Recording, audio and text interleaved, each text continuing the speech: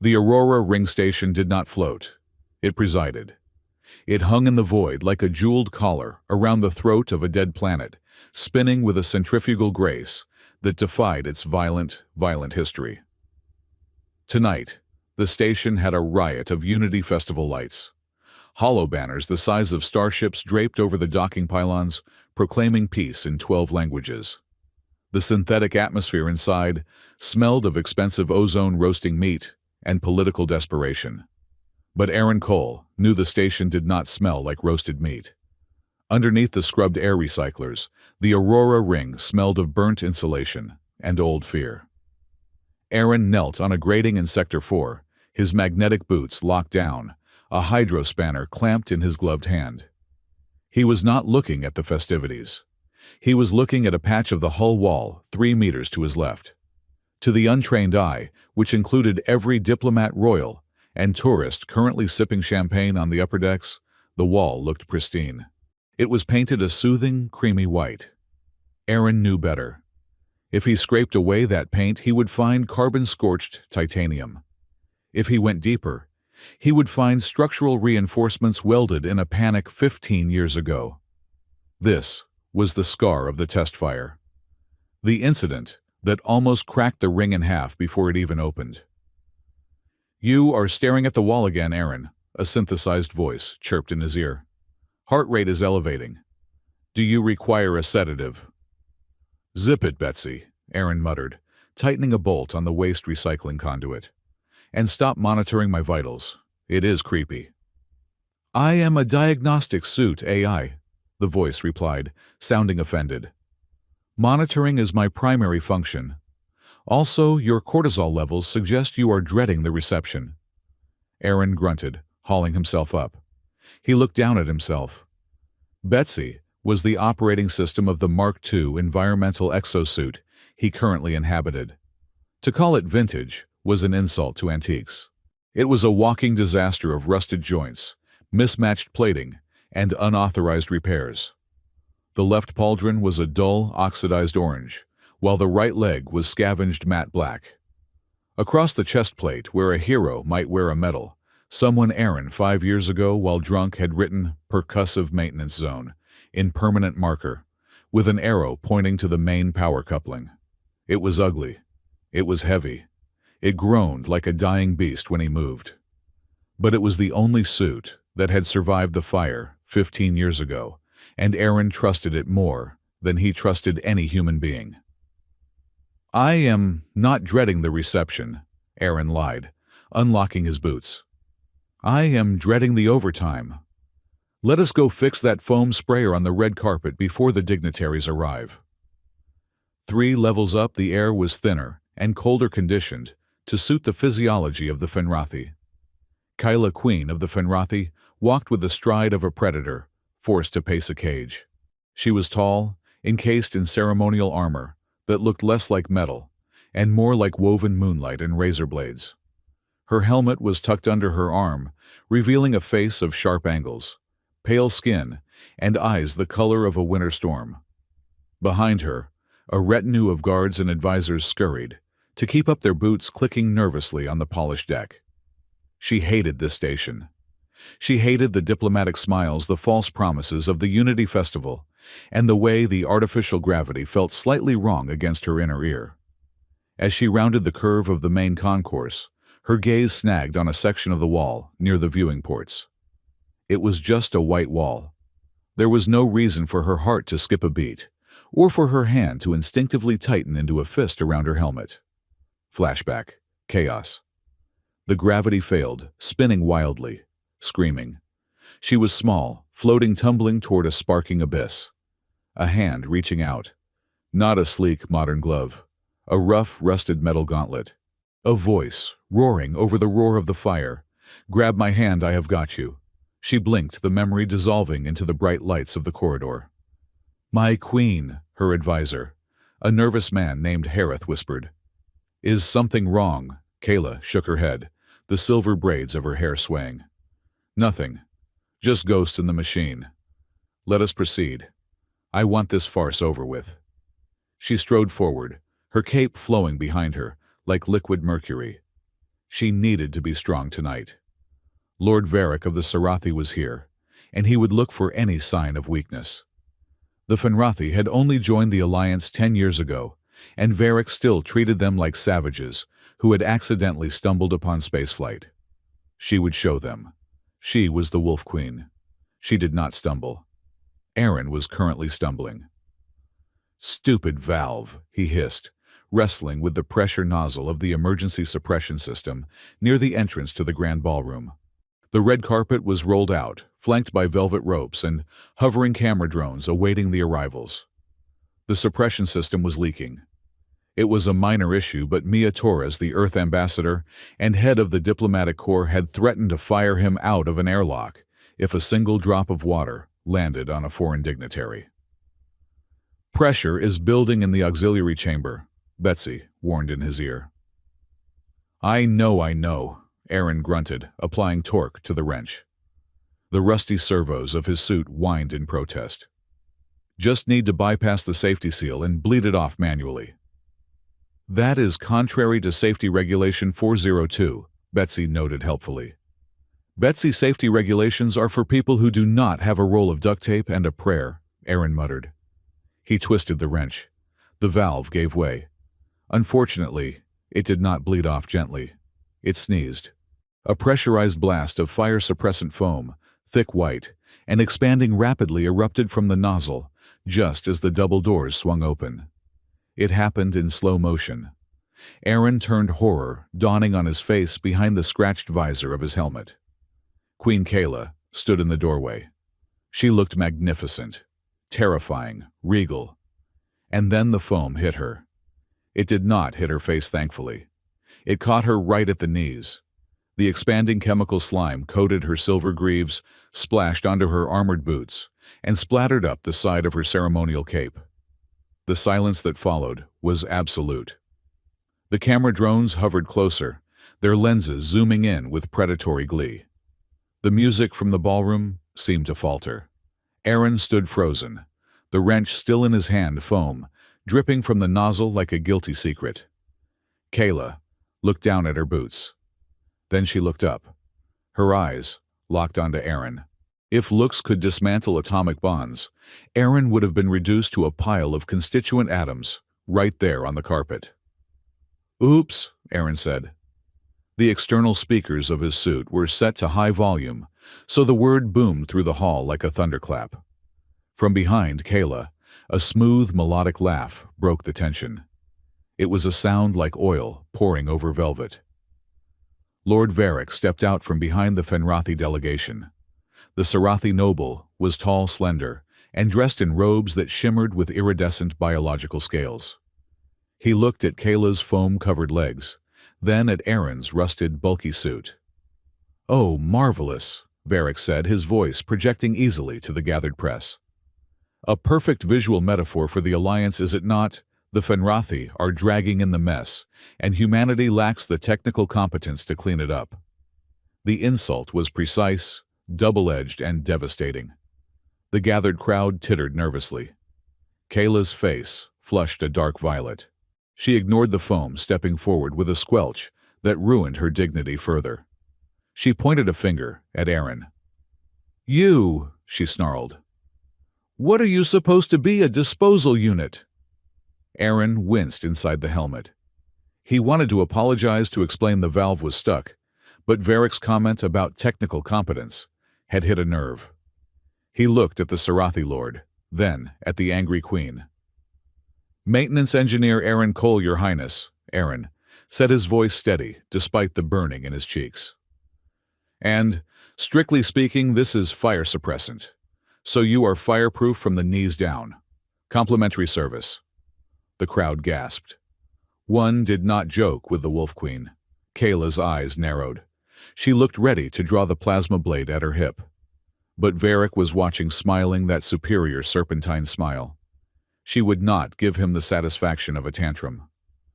"Clean this up," she said, her voice ice cold, "before I decide that the only thing needing disposal here is you." She swept past him, her foam-covered boots, leaving wet white prints on the pristine red carpet.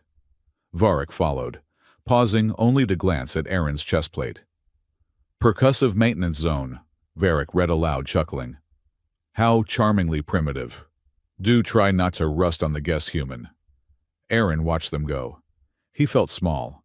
Smaller than he had felt in years. He looked down at the nozzle. That went well, Betsy said. Shut up, Betsy, Aaron whispered. The Guardians' parade was the highlight of the Unity Festival. In theory, it was a ceremonial display of each species' robotic and armored capabilities, a show of how they protected the peace. In reality, it was a dick measuring contest with fusion reactors. The Grand Arena was a colossal dome at the center of the station, seating 50,000 spectators. Millions more watched via hyperlink. The energy was frenetic. Aaron stood in the shadows of the maintenance bay tunnel, holding a mop. He had been relegated to cleaning duty as punishment for the foam incident. He should have left. He should have gone back to his bunk in the sublevels and drank synthetic whiskey until he forgot the look in Kayla's eyes. But he stayed. He wanted to see Earth's entrant. Ladies and gentlemen, sentients of all cycles, the announcer's voice boomed. Next up, representing the Terran Federation, the Guardian Mark V. The crowd cheered politely. Earth was the newest member, the underdog. They needed this win. From the main gate, the Mark V strode out. It was beautiful. Sleek, white enamel gold trim, pulsing blue LED veins. It was piloted by Lieutenant Evans, a 20-year-old prodigy, who had never seen a real war, but had logged 10,000 hours in simulations. Look at that shine, Aaron muttered. Too many moving parts. One grain of sand and that knee joint is toast. Jealousy is an ugly emotion, Aaron, Betsy noted. It is not jealousy. It is physics. In the VIP box, Mia Torres, the head diplomat for Earth, clasped her hands together. She was sweating. Please work, she whispered. Please just walk and salute. Do not embarrass us. Below, beside her, Lord Varric leaned back, sipping a glass of nectar. Queen Kayla sat rigid, her boots cleaned, but her mood still foul. The Mark V reached the center of the arena. Lieutenant Evans initiated the salute sequence. The mech raised a massive arm and stopped. The arm froze at a 45-degree angle. The mech took a step and shuddered. The blue LEDs turned an angry amber. Then the sound system hacked. Instead of the rousing Terran anthem, the mech's external speakers, which had apparently synced with Evans's personal datapad, began to blare audio. It was not martial music. It was a cartoon jingle about a happy little asteroid. I'm a rock. I'm a rock. I'm a happy little rock. Rolling through the void round the clock, the 50,000 spectators went silent for exactly 3 seconds. Then the laughter started. It began as a rumble and grew into a roar. No! Mia Torres gasped, burying her face in her hands. No, no, no! On the field, the Mark V twitched. Command, I'm locked out! Evans' voice panicked over the open comms. Software loop. It is an update. It thinks I am in a diagnostic cycle. Varric leaned forward, his voice projected to the box. Oh dear. It seems humanity's guardian has decided it is nap time. Or perhaps nursery rhyme time. Kayla did not laugh. She stared at the frozen machine with contempt. Form over function, she muttered. Typical. The master of ceremonies, a multi-limbed creature named Zog, floated down. Technical foul for Terra. The participant is non-responsive. Disqualification in 60 seconds unless a substitute completes the obstacle walk. Substitute? Mia Torres looked up, her eyes wild. We do not have a substitute. The budget only covered one mech. Rules are rules, Zog intoned. Field a guardian or forfeit your standing in the Security Council. Forfeit. That meant Earth would be demoted to observer status. No vote on trade. No protection against pirates.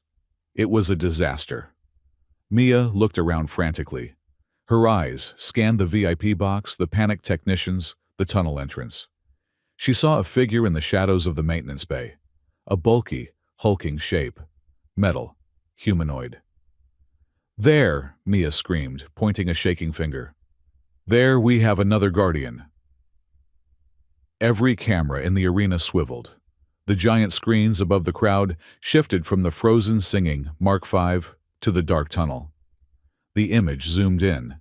It showed Aaron Cole. He was holding a mop. He was wearing a suit that looked like it had been chewed by a space shark, and then left out in the rain for a decade. The orange pauldron, the black leg, the duct tape on the elbow, and the handwritten Sharpie percussive maintenance zone. The laughter in the arena did not stop. It changed. It became incredulous. "That," Varric laughed, actually wiping a tear from his eye. "That is your champion Ambassador Torres A. walking scrapyard." Mia was hyperventilating, but she was cornered. "He is wearing a pressurized combat-grade suit. He is a Guardian Prime." "The vintage edition," the announcer's voice boomed. "Terran entry accepted Guardian Prime, please approach the starting line." In the tunnel, Aaron froze. "Did she just call me Guardian Prime?" he whispered. "I believe she did," Betsy replied. "Also, your heart rate is now 140 beats per minute. Warning, potential cardiac event imminent." "I am not going out there," Aaron hissed. "I am a mechanic. I have a mop." "The rules state you must complete the obstacle walk," Betsy said. "If you do not, the Federation loses its council seat. Also, Ambassador Torres is looking at you with a facial expression that suggests homicide." Aaron looked up at the VIP box.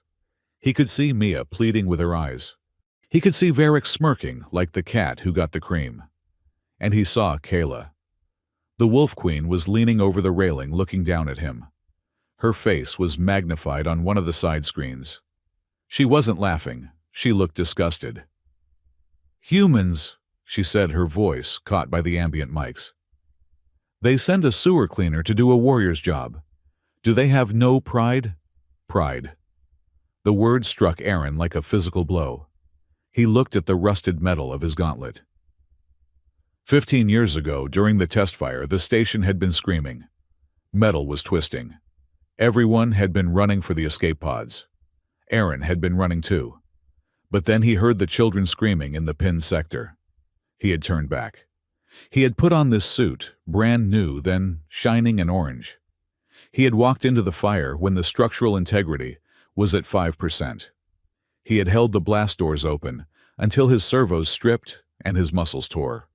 He had saved them, and he had failed some. He looked at the wall of the arena. Through the holographic overlay, he knew exactly where the structural reinforcement beams were. He knew this station. He had bled for it. He had built it. If he walked away, now Earth was a joke. The people he worked with, the other grease monkeys, the junior engineers, would be the punchline of every joke in the galaxy for the next century. Aaron dropped the mop. It clattered loudly on the deck. "Betsy," he said, his voice dropping an octave. "Reroute power from the atmospheric scrubbers to the hydraulic actuators.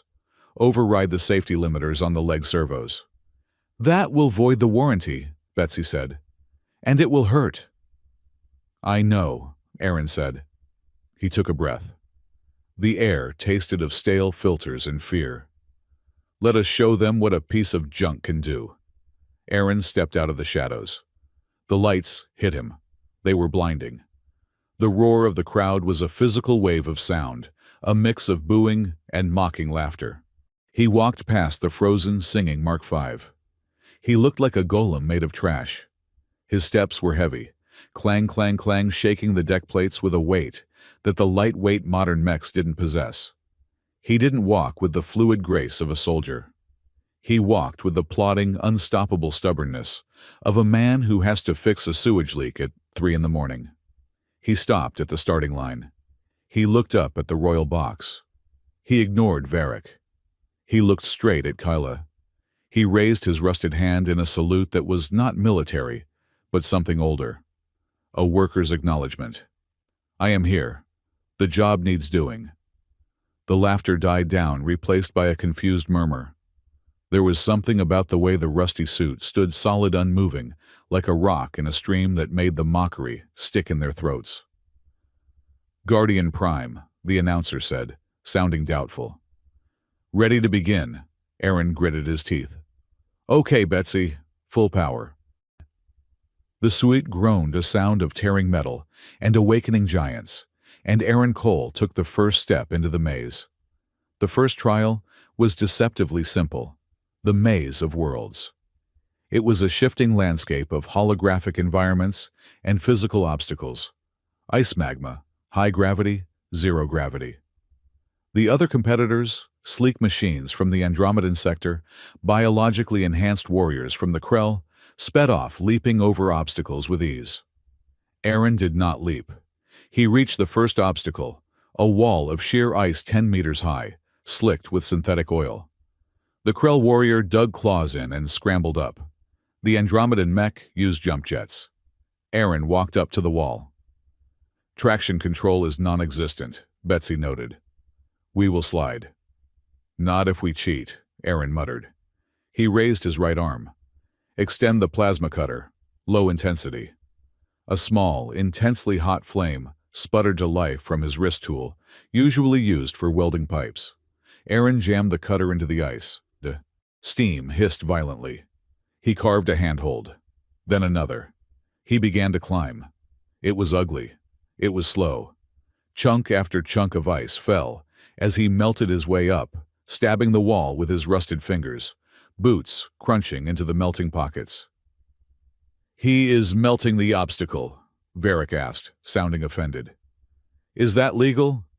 The rules say traverse the obstacle, Mia Torres said, her voice trembling, but gaining a tiny bit of strength. They do not say how.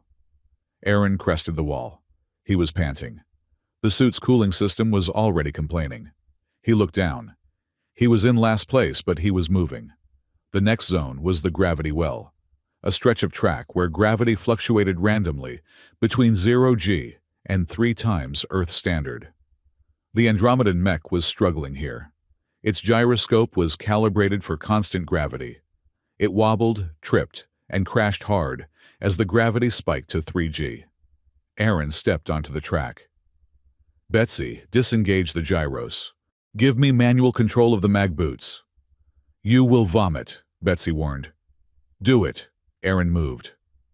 When gravity vanished, he didn't float helplessly. He magnetized his left boot to the floor, instantly anchoring himself. When gravity slammed down at 3 g, crushing the breath out of his lungs, he didn't fight it to stand upright. He dropped his center of gravity, locking the suit's knee joints into a rigid crouch, becoming a tripod of immovable metal. He shuffled forward. Click-lock, shuffle, click-lock. He passed the struggling Andromedan mech. The pilot inside was panicking, flailing. Aaron paused.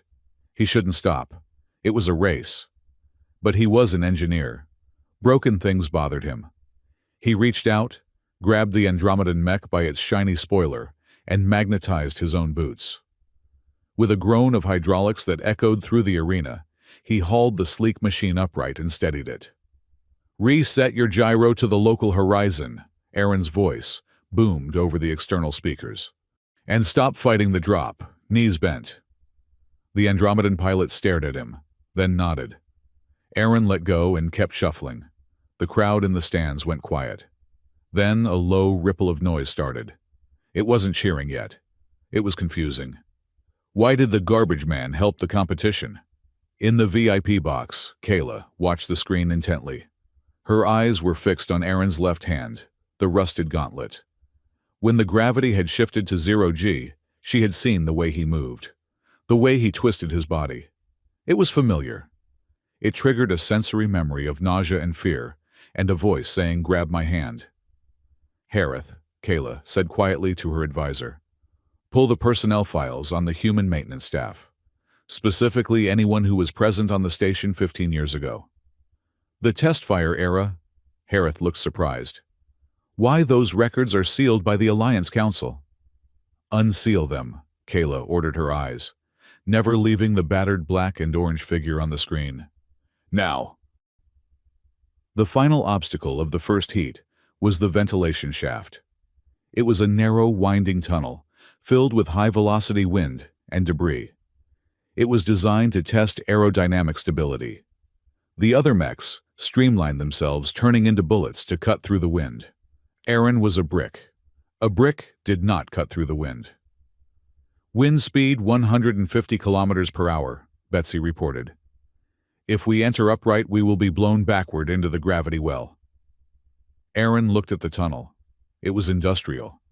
It looked exactly like the primary intake manifold of the Sector 7 reactor. I know this design, Aaron grinned. It was a feral, tired grin inside the helmet. They copied the schematics from the original blueprints. There is a service hatch. Aaron, Betsy warned, you cannot use a service hatch in a race. Watch me. Instead of fighting the wind, Aaron walked to the side of the tunnel entrance, where a panel was flush with the wall.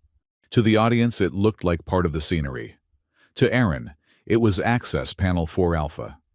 He jammed his pry bar fingers into the seam and ripped the panel off.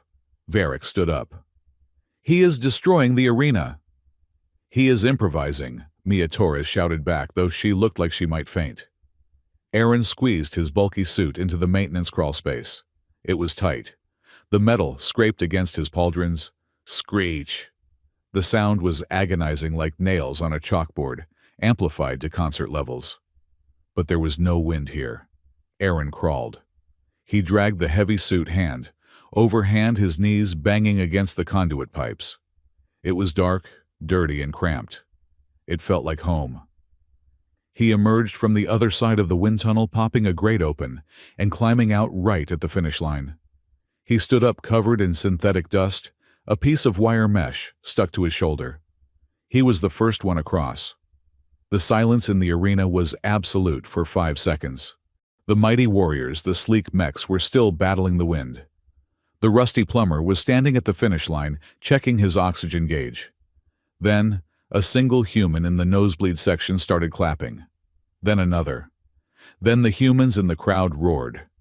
It was a sound of sheer disbelief-fueled vindication. Winner of Heat 1, the announcer sounded baffled. Guardian Prime, Aaron waved a tired hand. Betsy, he wheezed. How is the suit's integrity? Structural integrity at 85%. My pride is at 100%, the AI chirped. However, the right knee servo is leaking fluid. It is always leaking fluid, Aaron said. Up in the box, Varric was no longer smiling. He was tapping a finger against his glass. Interesting, Varric murmured. The rat knows the maze better than the architects. This could be problematic. Kayla held the tablet Harith had given her. She was looking at a file. The photo was 15 years younger, a man with bright eyes and no scars wearing a pristine orange engineering suit. Name Aaron Cole. Rank Junior Architect Safety Systems Division. Status, after incident, demoted to maintenance upon request. Kayla looked from the tablet to the figure down below. The sewer cleaner was one of the people who had built the sky they were standing in. Varric, Kayla said, her voice neutral. I believe humans are not as incompetent as you claimed. Varric's eyes narrowed. Luck, my queen. Mere luck. Let us see how he handles the combat simulations. A wrench is not a weapon. Kayla looked at Aaron, who was currently trying to shake the wire mesh off his shoulder. No, she whispered to herself. It is not. But a shield is not a weapon either, and yet it wins wars. Below, Aaron looked up. He caught her eye again. He didn't salute this time. He just stood there, the weight of the suit pulling him down, the weight of the past holding him up. He had survived the laughter. Now comes the pain. The cheers from the first trial had faded, replaced by a tense, vibrating hum that seemed to run through the deck plates of the grand arena. The maze of worlds was no longer just a spectacle of agility. It had become a grinding test of endurance. Up in the control booth, Lord Varric watched the displays with the cold detachment of a scientist dissecting a frog. He tapped a manicured fingernail against the console. Increase the atmospheric pressure in Zone 4, Varric commanded softly, and lower the temperature in the cryosector by another 20 degrees. The technician, a nervous reptilian creature, hesitated. My lord, that exceeds the safety parameters set by the Unity Committee. The sensors on the lighter mechs might freeze. Precisely, Varric smiled, though it did not reach his eyes. We are here to test the limits of our guardians, are we not? If they cannot handle a little chill, how will they handle the void? Do it. Down in the arena, the environment shifted. The holographic sky turned a bruised purple, and the artificial wind began to howl with a new, lethal intensity. Aaron Cole felt the temperature drop inside his suit. The Mark II environmental exosuit did not have the sophisticated climate control of the modern units.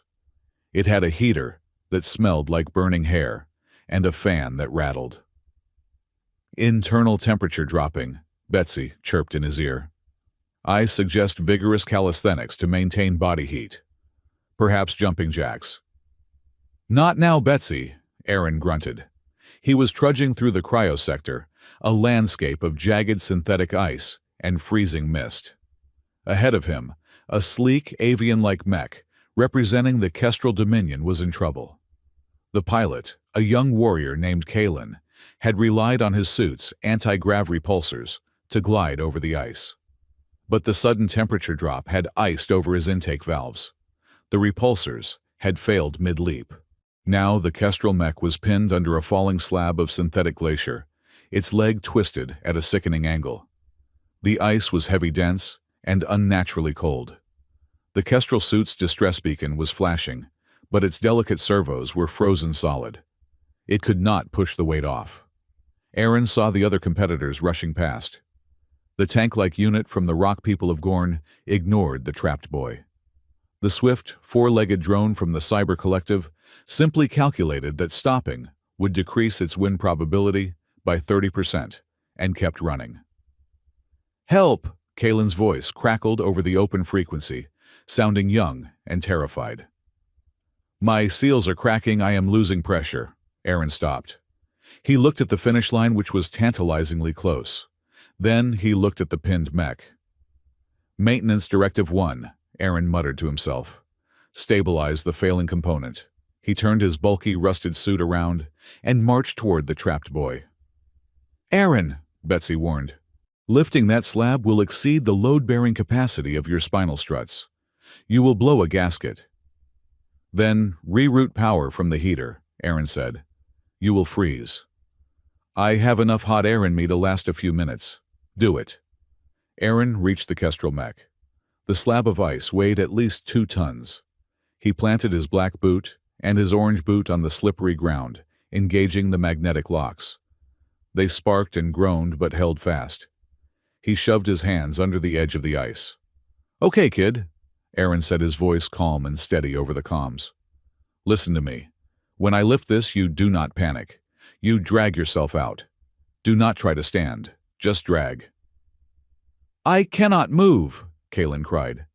Yes, you can, Aaron growled, the strain already entering his voice. Power to hydraulics. Maximum output. The rusted suit screamed. It was a mechanical shriek of metal grinding against metal. Steam erupted from Aaron's shoulder joints as the hydraulic fluid boiled. Slowly, agonizingly, the 2-ton slab began to rise.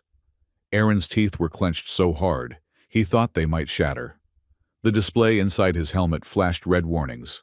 Structural stress, critical, integrity failing. He ignored them. He was not a guardian. He was a mechanic. And a mechanic did not leave a job half-finished. Move! Aaron roared. Kalen scrambled out, his damaged mech scraping against the ice. As soon as the boy was clear, Aaron let go. The slab crashed down, shaking the ground. A sharp snap echoed inside Aaron's helmet. A feedback loop of pain shot up his right arm. A hydraulic line had burst in his gauntlet, and a shard of metal had pierced the inner lining, slicing into his palm. Warning, Betsy said. Suit breach in right manipulator. External temperature entering. Also, you are bleeding. I know, Aaron gasped, clutching his wrist. The cold air bit into the open wound like 1,000 needles. He looked down at Kalen. You okay, kid? The young Kestrel pilot looked up at the towering, smoking, rusted ruin of a man. Why? Kalen whispered. "You could have won the heat." "I am paid by the hour, not by the medal," Aaron joked weakly. "Go on. Finish the walk." Up in the stands, the silence had returned. But this time it was different. It was not the silence of shock or mockery. It was the silence of awe. Then, someone started chanting. "Rusty, Rusty, Rusty." It started in the cheap seats, the dock workers, the mechanics, the people who kept the station running while the diplomats drank wine. Then it spread. The humans, the Fenrathi even, some of the Sarathi joined in. Aaron stood there holding his bleeding hand, listening to 50,000 people chant the name of his terrible suit. He shook his head and activated his external speakers. "Whoever is in charge of the ice machine," his voice boomed through the arena. "Send the repair bill to Ambassador Torres." Laughter rippled through the crowd, warm and genuine. In the VIP box, Queen Kayla was gripping the railing so hard, her knuckles were white. She had seen the lift. She had seen the way Aaron had planted his feet, the way his suit had vented steam, the way he had prioritized a life over a victory. It was exactly the same. The memory was no longer a blur. It was sharp. The smell of burning ozone. The scream of twisting metal. She was 6 years old, dangling over a fire that wanted to consume her. And he had been there. That same bulky silhouette. That same orange shoulder. He had held a blast door open with his back, just like he had held the ice, screaming at her to run, while the fire licked at his suit. "He was there," Kayla whispered. The realization hit her like a physical blow to the chest. "He is not just a mechanic. He is the one." "My queen?" Harith asked. Kayla shook her head, composing herself. "Nothing. Humans surprise me, that is all." She looked down at Aaron, who was limping toward the finish line, steam still trailing from his shoulder. Her heart was beating a rhythm she had not felt in years. It was not anger. It was respect. And beneath the respect, something warmer, something dangerous. The second trial was announced an hour later. The cooperative crisis. The announcer's voice was filled with glee. "In the spirit of unity, our guardians will now be paired up, randomized teams to test interspecies cooperation, the objective locate, and extract the hostages from a simulated catastrophic structural failure." The massive screen shuffled the faces of the competitors. It spun and spun, finally landing on 2 portraits. Team 1, Lord Guardian, Kriv Krell Empire, and Unit 734 Cyber Collective. Team 2, Guardian, Prime Terran Federation, and Queen Kyla, Fenrathi Dominion. The crowd roared. The rusty human and the Wolf Queen. It was the pairing everyone wanted to see. Aaron stood in the staging area, watching a medical drone patch up the gash on his palm. It stung, but the adrenaline was keeping the worst of the pain at bay. "You are paired with the Queen," Betsy informed him. "My social interaction protocols suggest you should not mention the foam incident." "Thanks for the tip," Aaron muttered, pulling his glove back on. Kayla approached him. She was in her full combat armor now, silver plating gleaming under the arena lights. She moved with a lethal grace that made Aaron feel like a dump truck parked next to a sports car. She stopped in front of him. She did not look at his face. She looked at the patch on his suit where the steam had vented. "Your hydraulic line is compromised," she said. It was not an accusation. It was an observation. "I bypassed it," Aaron said, tapping his chest plate. "Rerouted the pressure to the secondary loop. It will hold." "It will reduce your lifting capacity by 15%, Kayla countered. "And your reaction time by 0.4 seconds, Aaron blinked. "You know a lot about Mark II hydraulics." "I studied the schematics during the break," Kayla said stiffly. She looked up at his visor. "I do not intend to lose because my partner falls apart." "I will not fall apart, Your Highness," Aaron said. "I am held together by duct tape and stubbornness, the 2 strongest materials in the universe." Kayla almost smiled. It was a tiny twitch of her lips there, and gone in an instant. "We shall see. The scenario is a reactor breach and fire. We need speed. I will take points. You watch my flank. With respect, Aaron said. If it is a reactor breach, speed kills. You run into a superheated pocket and your sensors will blind you. I should take points. I can smell a leak before your sensors pick it up. Kayla bristled. You question my command. No, Aaron said calmly. I question your desire to get melted. I have spent 20 years fixing these pipes, Kayla. I know how this station breathes, and I know how it burns. He used her name, not her title. Kayla stared at him. She saw the seriousness in his eyes, the lack of fear regarding her status, but the abundance of caution regarding the danger. Fine, she said. You lead. But if you lag behind, I leave you. Fair enough. They entered the simulation zone. It was a masterful recreation of a starship corridor in mid-disaster. Smoke pumped in from vents, thick and oily. Debris littered the floor. Sparking wires hung from the ceiling like angry snakes. Heat signature ahead, Kayla murmured, her voice filtering through Aaron's comms. 2 hostages. Simulated life signs are fading. Wait, Aaron said, holding up a hand. He tilted his head. He wasn't looking at the sensors. He was listening to the vibrations on the floor. The ventilation is cycling backward, he said. If we open that door, we feed the fire oxygen. It will backdraft. My sensors show the path is clear, Kayla argued. Your sensors are wrong, Aaron said. He walked to a wall panel and ripped it open. Help me crank this manual override. We need to seal the vent first. Kayla hesitated, then holstered her weapon. She grabbed the wheel next to him. Together, silver armor and rusted steel, they turned the valve. Clang. The vent is sealed. Aaron kicked the door open. Flames licked out, but there was no explosion. The path was clear. Good call, Kayla admitted. Just physics, Aaron said, but his heart was hammering against his ribs. The deeper they went, the hotter it got. The simulation was turning up the intensity. The smoke was getting thicker, obscuring vision. Then, the alarm started. It was not a standard alarm. It was a specific frequency, a rising, shrieking wail that sounded like a mechanical scream. Whoop, whoop, whoop, whoop, Aaron froze. The world narrowed down to that sound. 15 years ago. The same sound. The hallway twisting. The heat melted the soles of his boots. The smell of burning meat. The feeling of the blast door handle, slipping in his grip because his gloves were melting. Aaron! Kayla's voice was sharp. Aaron did not move. He was shaking. A fine tremor started in his hands and traveled up his arms. His breath came in short, ragged gasps. Heart rate 180, Betsy screamed in his ear. Panic attack detected. Administering verbal sedative. Calm down, Aaron. It is not real. But it felt real. The heat, the smoke, the noise. Aaron! Kayla grabbed his shoulder. Her metal gauntlet clanked against his rusted pauldron. Move! We have to get the hostages. Aaron looked at her. For a second, he didn't see the Queen. He saw a little girl floating in zero-G eyes, wide with terror. He forced a swallow.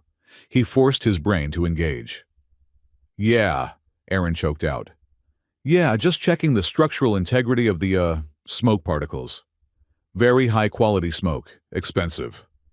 The joke was weak. His voice cracked. Kayla did not laugh. She looked at him through her visor. She saw the sweat running down his face. She saw the way his hands were shaking so hard, they rattled against his chest plate. He was terrified. He was paralyzed with fear. And yet, he took a step forward.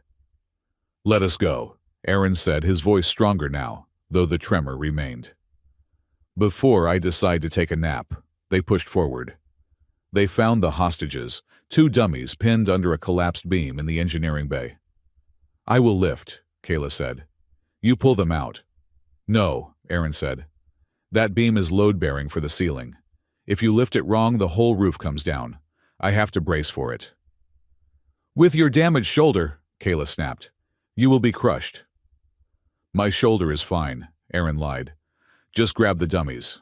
Aaron stepped under the beam. He wedged his suit into the gap. He extended his legs, locking the servos. He raised his arms, catching the weight of the collapsing ceiling. "Now!" he yelled. Kayla moved fast. She grabbed the dummies and dragged them clear. But the simulation was not done. Varric had added a surprise. As Kayla cleared the zone, a secondary explosion rocked the corridor. The ceiling above Aaron gave way completely. It wasn't just a beam anymore. There was tons of debris. Aaron buckled. His knees hit the floor. The scream of his suit was deafening. "Aaron!" Kayla shouted, turning back. "Go!" Aaron roared. "Get them to the extraction point. The scenario does not end until the hostages are clear." "I am not leaving you." "I am the scenery," Aaron yelled, his voice strained with genuine agony. "Go, I will hold it." A massive chunk of concrete slammed into his bad shoulder. Aaron cried out a sound of pure pain that the external speakers amplified for the whole arena to hear. The percussive maintenance zone on his chest crumpled inward. Kayla hesitated for 1 second. Then, she grabbed the dummies and ran. She cleared the extraction zone. "Mission complete," the automated voice announced. "Simulation ending." The weight disappeared as the holographic debris vanished and the safety fields engaged, catching the real debris before it crushed him. Aaron collapsed, face forward onto the deck. The infirmary was bright white and smelled of antiseptic, a stark contrast to the smoke and fire of the arena. Aaron sat on the edge of a biobed, his upper body stripped of the bulky suit. He wore a grease-stained tank top that revealed a map of scars across his arms and chest. His right shoulder was a mess of bruising, turning a deep, angry purple. A doctor of the Fenrathi species, a tall, avian-like being with spectacles, was applying a regenerative gel to the bruise. "You have microfractures in the clavicle," the doctor said, clicking his beak disapprovingly. "And you have torn the rotator cuff. Again." "It adds character." Aaron winced as the gel stung. "Chicks dig scars, right?" "I am unaware of the excavation preferences of young poultry," the doctor replied dryly. "But I advise against lifting anything heavier than a spoon for 2 weeks." "I have a station to fix," Aaron muttered. "Spoons do not tighten bolts." The door slid open. Queen Kayla walked in. She had removed her helmet. Her hair was somewhat disheveled, and there was a smudge of soot on her cheek. She looked less like a queen and more like a soldier who had just survived a war. The doctor bowed and quietly exited, leaving them alone. Aaron tried to pull his shirt up to cover the bruise, but he hissed in pain and stopped. "Leave it," Kayla said softly. She walked over and stood in front of him. "You are hurt." "Just a scratch," Aaron said, forcing a grin. The suit took the worst of it. "Poor Betsy is going to need a lot of welding." "You froze," Kayla said. She didn't say it unkindly. She said it like she was stating a fact. "When the alarm sounded, you froze." Aaron's smile faded. He looked down at his hands. They were still trembling slightly. "Yeah," he said quietly. "I did." "Why?" Aaron looked at the wall. "That alarm. It is the same frequency they used 15 years ago, during the test fire." Kayla went still. "I was there," Aaron continued, his voice low. "I was in the engineering deck. When that alarm hit, it meant we had failed. It meant people were going to die. I hear that sound in my sleep sometimes. Today it just brought me back." He looked up at her, expecting judgment, expecting the Wolf Queen to mock his weakness. "I hate floating," Kayla said suddenly. Aaron blinked. "What?" "Zero gravity," Kayla said.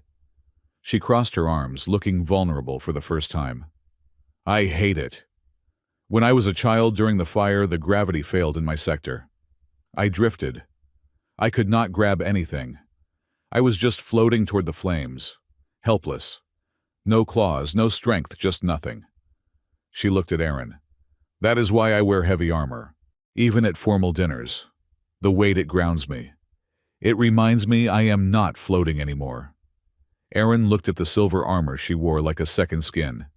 He looked at the rusted hulk of his own suit in the corner. "We are quite a pair, aren't we?" Aaron said, a soft smile touching his lips. "You wear armor to stay down. I wear a suit to keep the walls up." Kayla stepped closer. She reached out and very gently touched the bruise on his shoulder. Her fingers were cool. "You held the ceiling," she whispered. "You were terrified. You were shaking. But you held it." "I had to," Aaron said. "You were under it." The air between them shifted. It was charged heavy, but not with tension. With something else. "Thank you," Kayla said. "Don't mention it," Aaron replied, his voice husky. "Just maybe don't tell Varric I screamed like a little girl." Kayla laughed. It was a real laugh this time, not a polite diplomatic chuckle. It was a bright bell-like sound that made the sterile room feel warmer. "Your secret is safe with me, Guardian," she said. In the shadows of the observation deck, Lord Varric watched the security feed from the infirmary. He saw the laugh. He saw the touch. He crushed the glass of nectar in his hand. The crystal, shattered sticky liquid dripping down his pale fingers. "This is unacceptable," Varric hissed. "My lord," his advisor asked. "The narrative is shifting." Varric paced the room. "The human was supposed to be a clown, a symbol of Terran incompetence. Instead, he is becoming a martyr. And the Queen is softening." He pulled up Aaron's file on the holographic display. He swiped past the maintenance records and dug deeper into the encrypted archives he had accessed with his stolen codes. He stopped at a schematic. It was a blueprint of the Aurora Ring's central core. The signature at the bottom read, "Lead Architect A. Cole." Varric's eyes widened. "He is not just a mechanic," Varric whispered. "He built the core. He knows. Knows what my lord—" "He knows where the bodies are buried," Varric said darkly. "And more importantly, he knows the back doors. If he realizes what I have done to the energy distribution matrix, he could undo everything." Varric turned to his advisor. "We need to accelerate the plan. The Unity Festival finale. The energy surge I prepared." "Yes, my lord." "Remove the safeties," Varric commanded. "All of them." "But that could destabilize the entire habitat ring," the advisor stammered. "People could die." "Only if the station fails," Varric smiled cruelly. "And if it fails, who better to blame than the incompetent humans and their rusted engineer? We will create a crisis so great that only I can solve it. And in the chaos, Aaron Cole will have an unfortunate accident." Night fell over the Aurora Ring, though night was just a dimming of the artificial suns. The festival continued, music thumping through the hull, but the atmosphere had changed. The lights flickered, occasionally imperceptible to most, but glaring to a trained eye. Aaron could not sleep. His shoulder throbbed and his mind was racing. He walked the service corridors of Sector 4, wearing his civilian jumpsuit. He ran his hand along the pipes, feeling the pulse of the station. It felt feverish. The vibrations were wrong. The hum of the reactor was a fraction of a tone too high. He reached the spot, the scarred wall. The paint was peeling slightly, revealing the blackened titanium underneath. Aaron placed his hand on the scar. The metal was cold. "I fixed you once," Aaron whispered to the station. "I poured my life into these walls. I gave up my name, my rank, everything to keep you spinning." He thought of Kayla. The way she had looked at him in the infirmary. The way she had trusted him in the fire. For 15 years he had hidden in the maintenance bay, terrified that if he took responsibility again, he would fail again. He had let them mock his suit, because it was easier to be a joke than a leader. But looking at the scar, Aaron realized something. The station didn't care if he was afraid. It only cared if he did the job. "If I have to do it again," Aaron asked in silence, "can I save them all this time?" From the shadows at the end of the hall, a figure watched him. Kayla stood silently, her silver cloak wrapped around her. She didn't approach. She just watched the man who spoke to walls, the man who carried the weight of the sky on his bruised shoulder. She saw him lean his forehead against the cold metal. She saw the exhaustion in his posture. "You will not do it alone," Kayla whispered to herself. Suddenly, the lights in the corridor surged brighter, then dimmed to near darkness. A low rumble deep in the belly of the station groaned like a dying beast. Aaron pulled back from the wall, his eyes narrowing. "That," Aaron said, his voice hard, "was not a glitch." He turned and ran toward the engineering deck. Kayla waited for a heartbeat, then followed. The game was over. The real fire was about to begin. The Unity Festival had reached its zenith. The Grand Plaza, a massive domed atrium at the heart of the Aurora Ring, was packed with dignitaries from a dozen star systems. Crystal flutes chimed, silk robes rustled, and the air smelled of expensive perfumes designed to mask the recycled scent of the station. On the central podium, Lord Varric of the Sarathi stood bathed in a golden spotlight.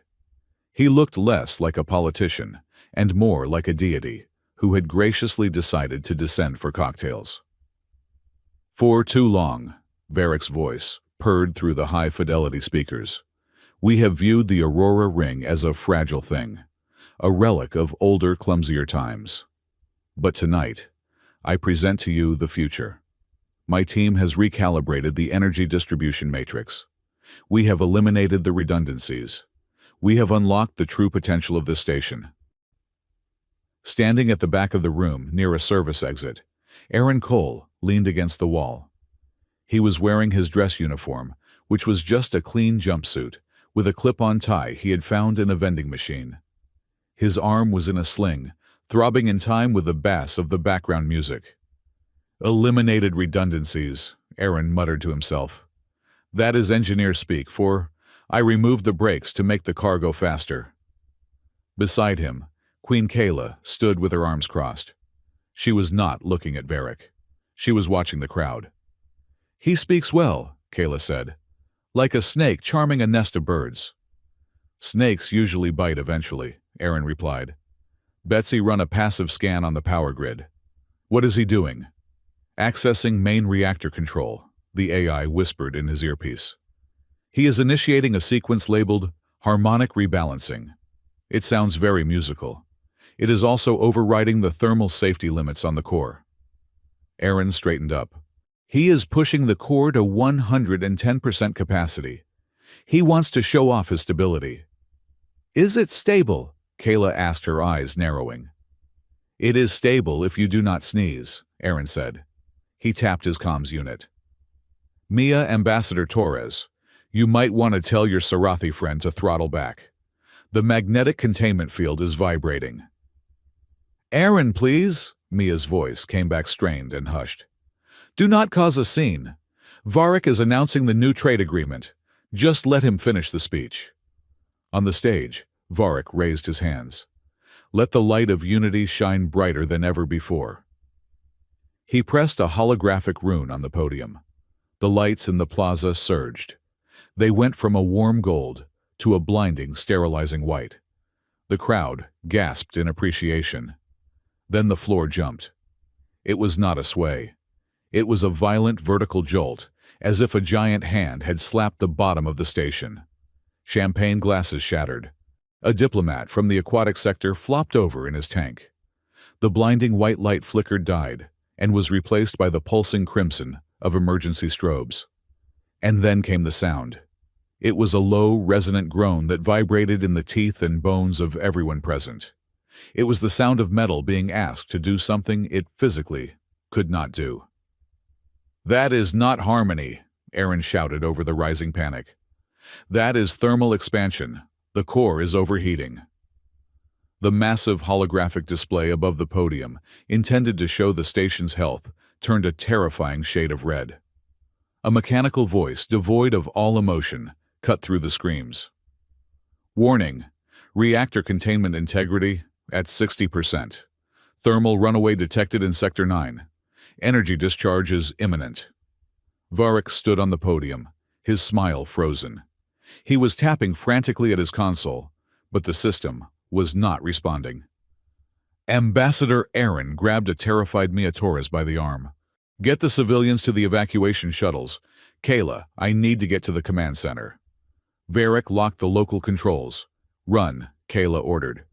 She drew her plasma blade, though there was nothing to fight but physics. I will clear a path. The Wolf Queen lived up to her title. She did not shove people. She parted the sea of panicked dignitaries with a terrifying precision. Aaron sprinted behind her, his heavy boots slamming against the deck, his injured shoulder screaming with every step. They burst into the command center 3 minutes later. The room was a chaotic storm of shouting technicians and flashing warnings. Lord Varric was already there, sweating through his iridescent robes, arguing with the station commander. "It is a minor fluctuation," Varric was shouting. "Do not dump the core. If you dump the core, we lose power to the life support for 6 hours. It will be a PR disaster. If we do not dump the pressure, there will not be any PR because there will not be any people." Aaron roared, stepping up to the main console. Varric spun around. "You! This is your fault, your antiquated wiring." "Shut up," Aaron snapped. He didn't look at the Lord. He looked at the data stream. "Betsy, talk to me. What is happening?" "The energy spike melted the primary regulators," Betsy reported rapidly. "The reactor is producing 30% more energy than the capacitors can hold. It needs to vent, now." "Okay," Aaron's fingers flew across the keyboard. "We vent into space. Open the external exhaust ports." "Negative," the station commander, a grim-faced woman named Holloway, said. Varric's rebalancing routed the power through the internal grid to boost the lighting. "The external ports are offline. We have to route the surge through the station to a dispersal point." Aaron froze. He looked at the schematic of the Aurora ring. The station was a wheel. The reactor was in the hub. To vent the energy, they had to send it down one of the spokes to the outer rim and blast it out. There were 2 spokes available. "Path Alpha," Varric said, pointing to the screen. "It is the shortest route. We send the surge down spoke Alpha. It exists near the hydroponics bay." Aaron looked at Path Alpha. His face went pale. "Are you insane?" Aaron asked, his voice low and dangerous. "Spoke Alpha runs directly adjacent to Habitation Module 3. The room went silent. Everyone knew what was in Habitation Module 3. It was the residential sector for families. It was where the station school was located. It was currently night cycle there. 3,000 people, mostly asleep, and a school full of children from 5 different species. "The shielding on Hab 3 is rated for standard radiation," Varric argued, his voice taking on a desperate pleading tone. "It will hold. The surge will bypass them. It is the most efficient route. We minimize structural damage to the station's expensive industrial equipment." "It is a pipe bomb waiting to happen," Aaron yelled. "If that conduit ruptures, and it will, because it is 15 years old, you are going to microwave that entire sector. You will kill 3,000 people in a nanosecond." "It is a calculated risk," Varric slammed his hand on the table.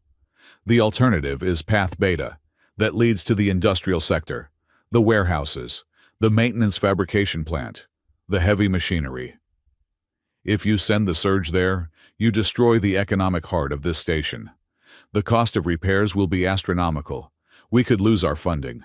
The Alliance might abandon the project." Aaron looked at the screen. Path Beta, the industrial sector.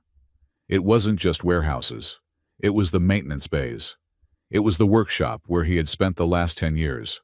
It was the bunk room where he slept. It was the place where he kept the old photos of the original crew, the ones who didn't make it. It was the only place in the universe that felt like his. "It is just machinery," Aaron whispered. But his heart felt like it was being squeezed in a vice. "It is billions of credits," Varric countered. "And nobody lives there. It is empty at this hour."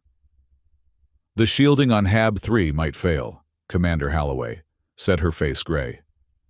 "But the industrial sector definitely will not survive. We would be wiping out the station's ability to repair itself for years." "We take the risk with Hab 3, Varric insisted, looking around the room, trying to rally the terrified council members who had followed them in.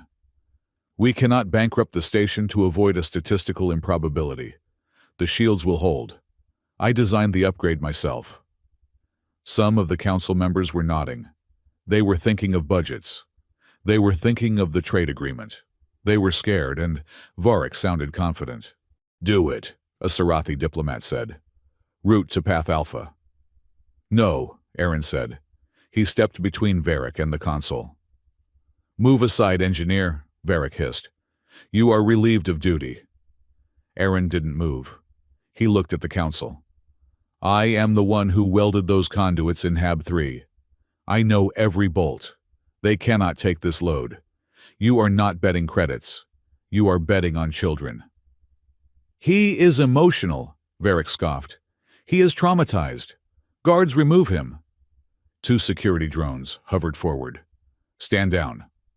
The voice was not loud, but it cut through the noise like a diamond cutter. Queen Kayla stepped forward. She placed her hand on the hilt of her sword. She did not draw it, but the threat was clear.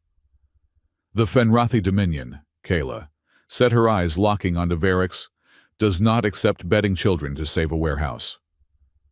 This is not your jurisdiction, my queen, Varric sneered.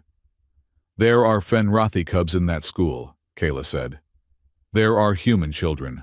There are Sarathi hatchlings. You want to gamble with their lives to save your budget? You will have to go through me. She turned to Aaron. She saw the look on his face.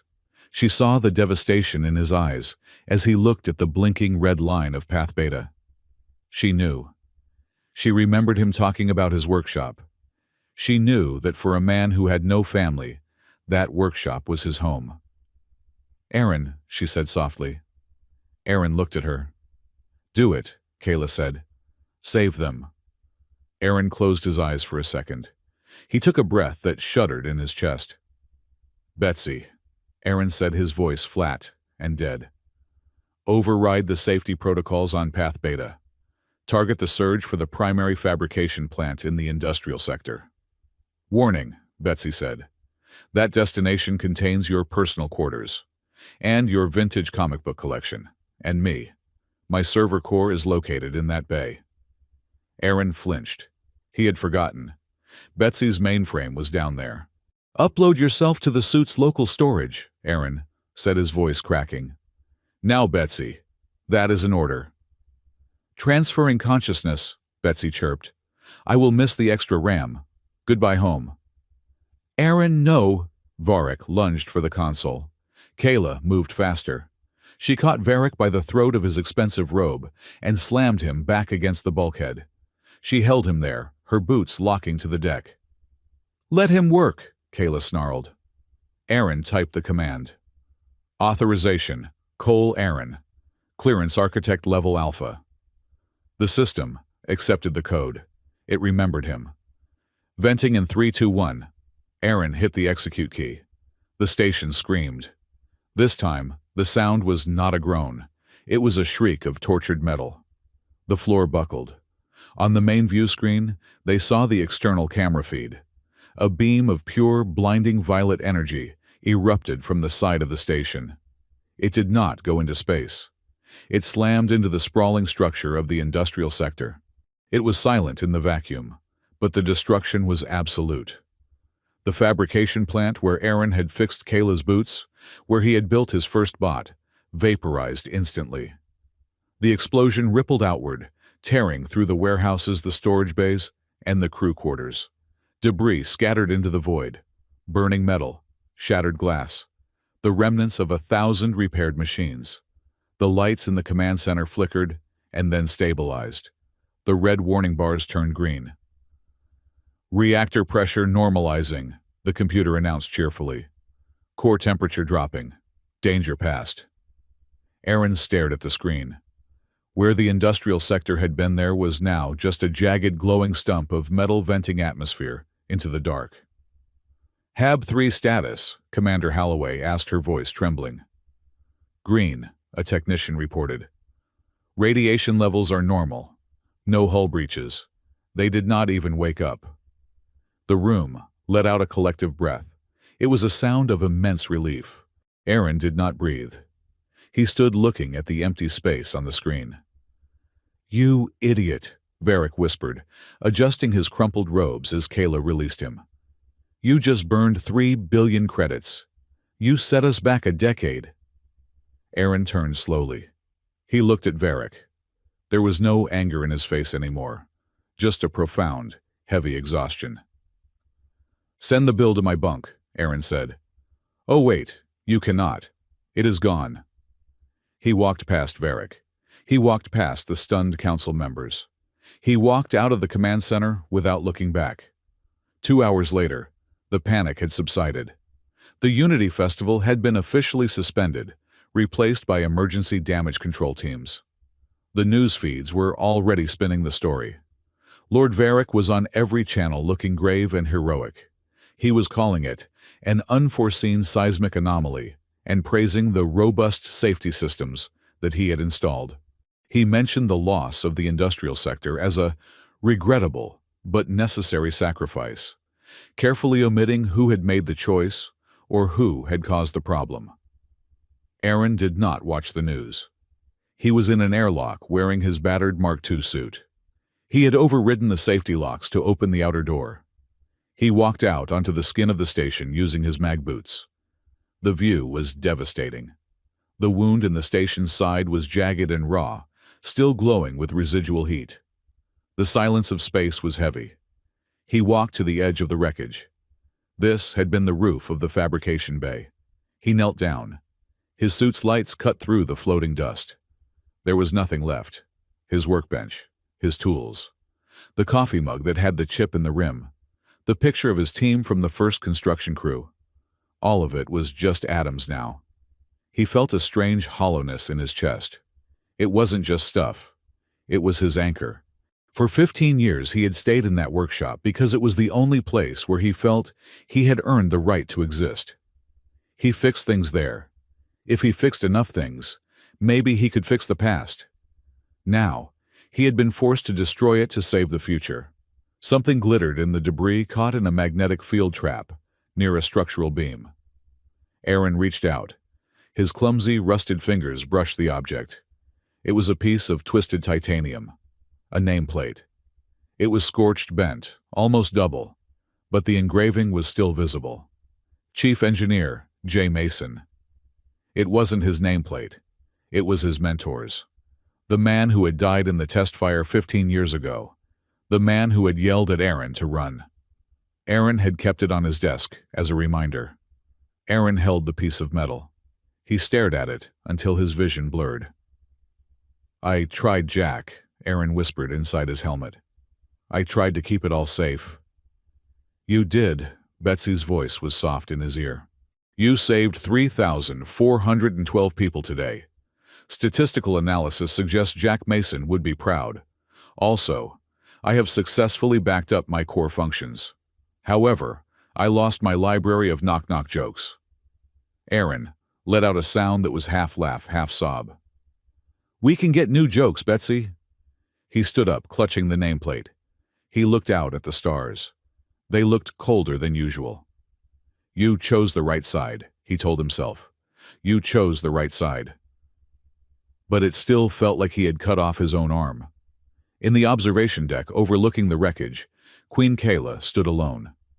She had dismissed her guards. She needed to see the damage. She needed to understand what he had done. The door hissed open behind her. She didn't turn. She saw the reflection in the glass. It was Aaron. He had come back inside, but he hadn't taken off the suit. He looked like a ghost in a shell. He walked over and stood beside her. He didn't bow. He didn't speak. He just looked at the jagged scar on the station. "It is ugly," Aaron said finally. "It is a wound," Kayla replied. "Wounds heal, but they leave scars."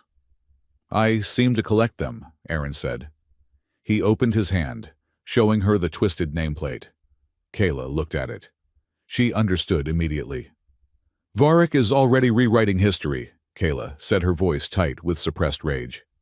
"He claims the energy surge was a natural phenomenon. He claims he directed the venting procedure.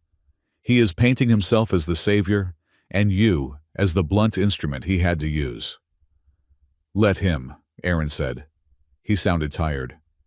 I do not care about the credit. I care that the kids in Hab 3 are sleeping right now. I care, Kayla said fiercely. She turned to face him. I care that you just burned your life down for people who mocked you yesterday. That is the job, Aaron shrugged. The servo in his shoulder whined. Guardians protect, even the ungrateful ones. Especially the ungrateful ones. Kyla looked at his face through the open visor.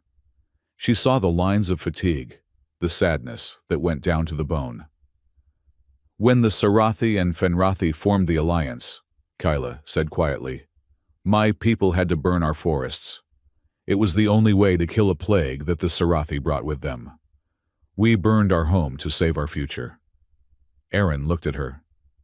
I stood on a hill and watched the trees burn, Kayla continued. I felt hollow, like I was not a queen anymore, just a girl standing in ash. How did you get over it? Aaron asked. I didn't, Kayla said. I just realized that the forest was not the trees. The forest was the pack. As long as the pack survived, the forest could grow back. She reached out and placed her hand on the cold metal chestplate of his suit. You lost your workshop, Aaron. You did not lose your home. Aaron looked at her hand, then up at her eyes. They were fierce and silver and kind. I do not know where I go from here, Aaron admitted. I am an engineer without a toolbox, a guardian without a post. Then you build a new one, Kayla said, and until then you have a place with the pack. It was a simple offer, but coming from the Wolf Queen, it was a blood oath. Aaron swallowed the lump in his throat. He placed his gloved hand over hers. Thank you, he whispered. They stood there in silence, watching the debris drift away into the dark. They were two broken people, standing in a broken station, looking at the void. But for the first time in 15 years, Aaron didn't feel alone in the dark. Far below them, in the secure luxury of his private suite, Lord Varric paced. He had survived the immediate political fallout. His silver tongue had spun a web of lies that the council was happy to accept, because the truth was too expensive. But he was not celebrating. He was watching a security feed. It showed the observation deck. It showed the rusty human and the Wolf Queen standing together, hands touching. Varric stopped pacing. He stared at the image. He had expected Aaron to be broken. He had expected him to be crushed by the loss of his sector, to fade back into the obscurity of the maintenance tunnels. But he wasn't broken. He was standing straighter than before. And the Queen was looking at him not with pity, but with loyalty. This is dangerous, Varric murmured. My lord, his advisor asked from the shadows. Individually they are manageable, Varric said, his voice cold. The human is a tool. The Queen is a figurehead, but together, a martyr and a monarch.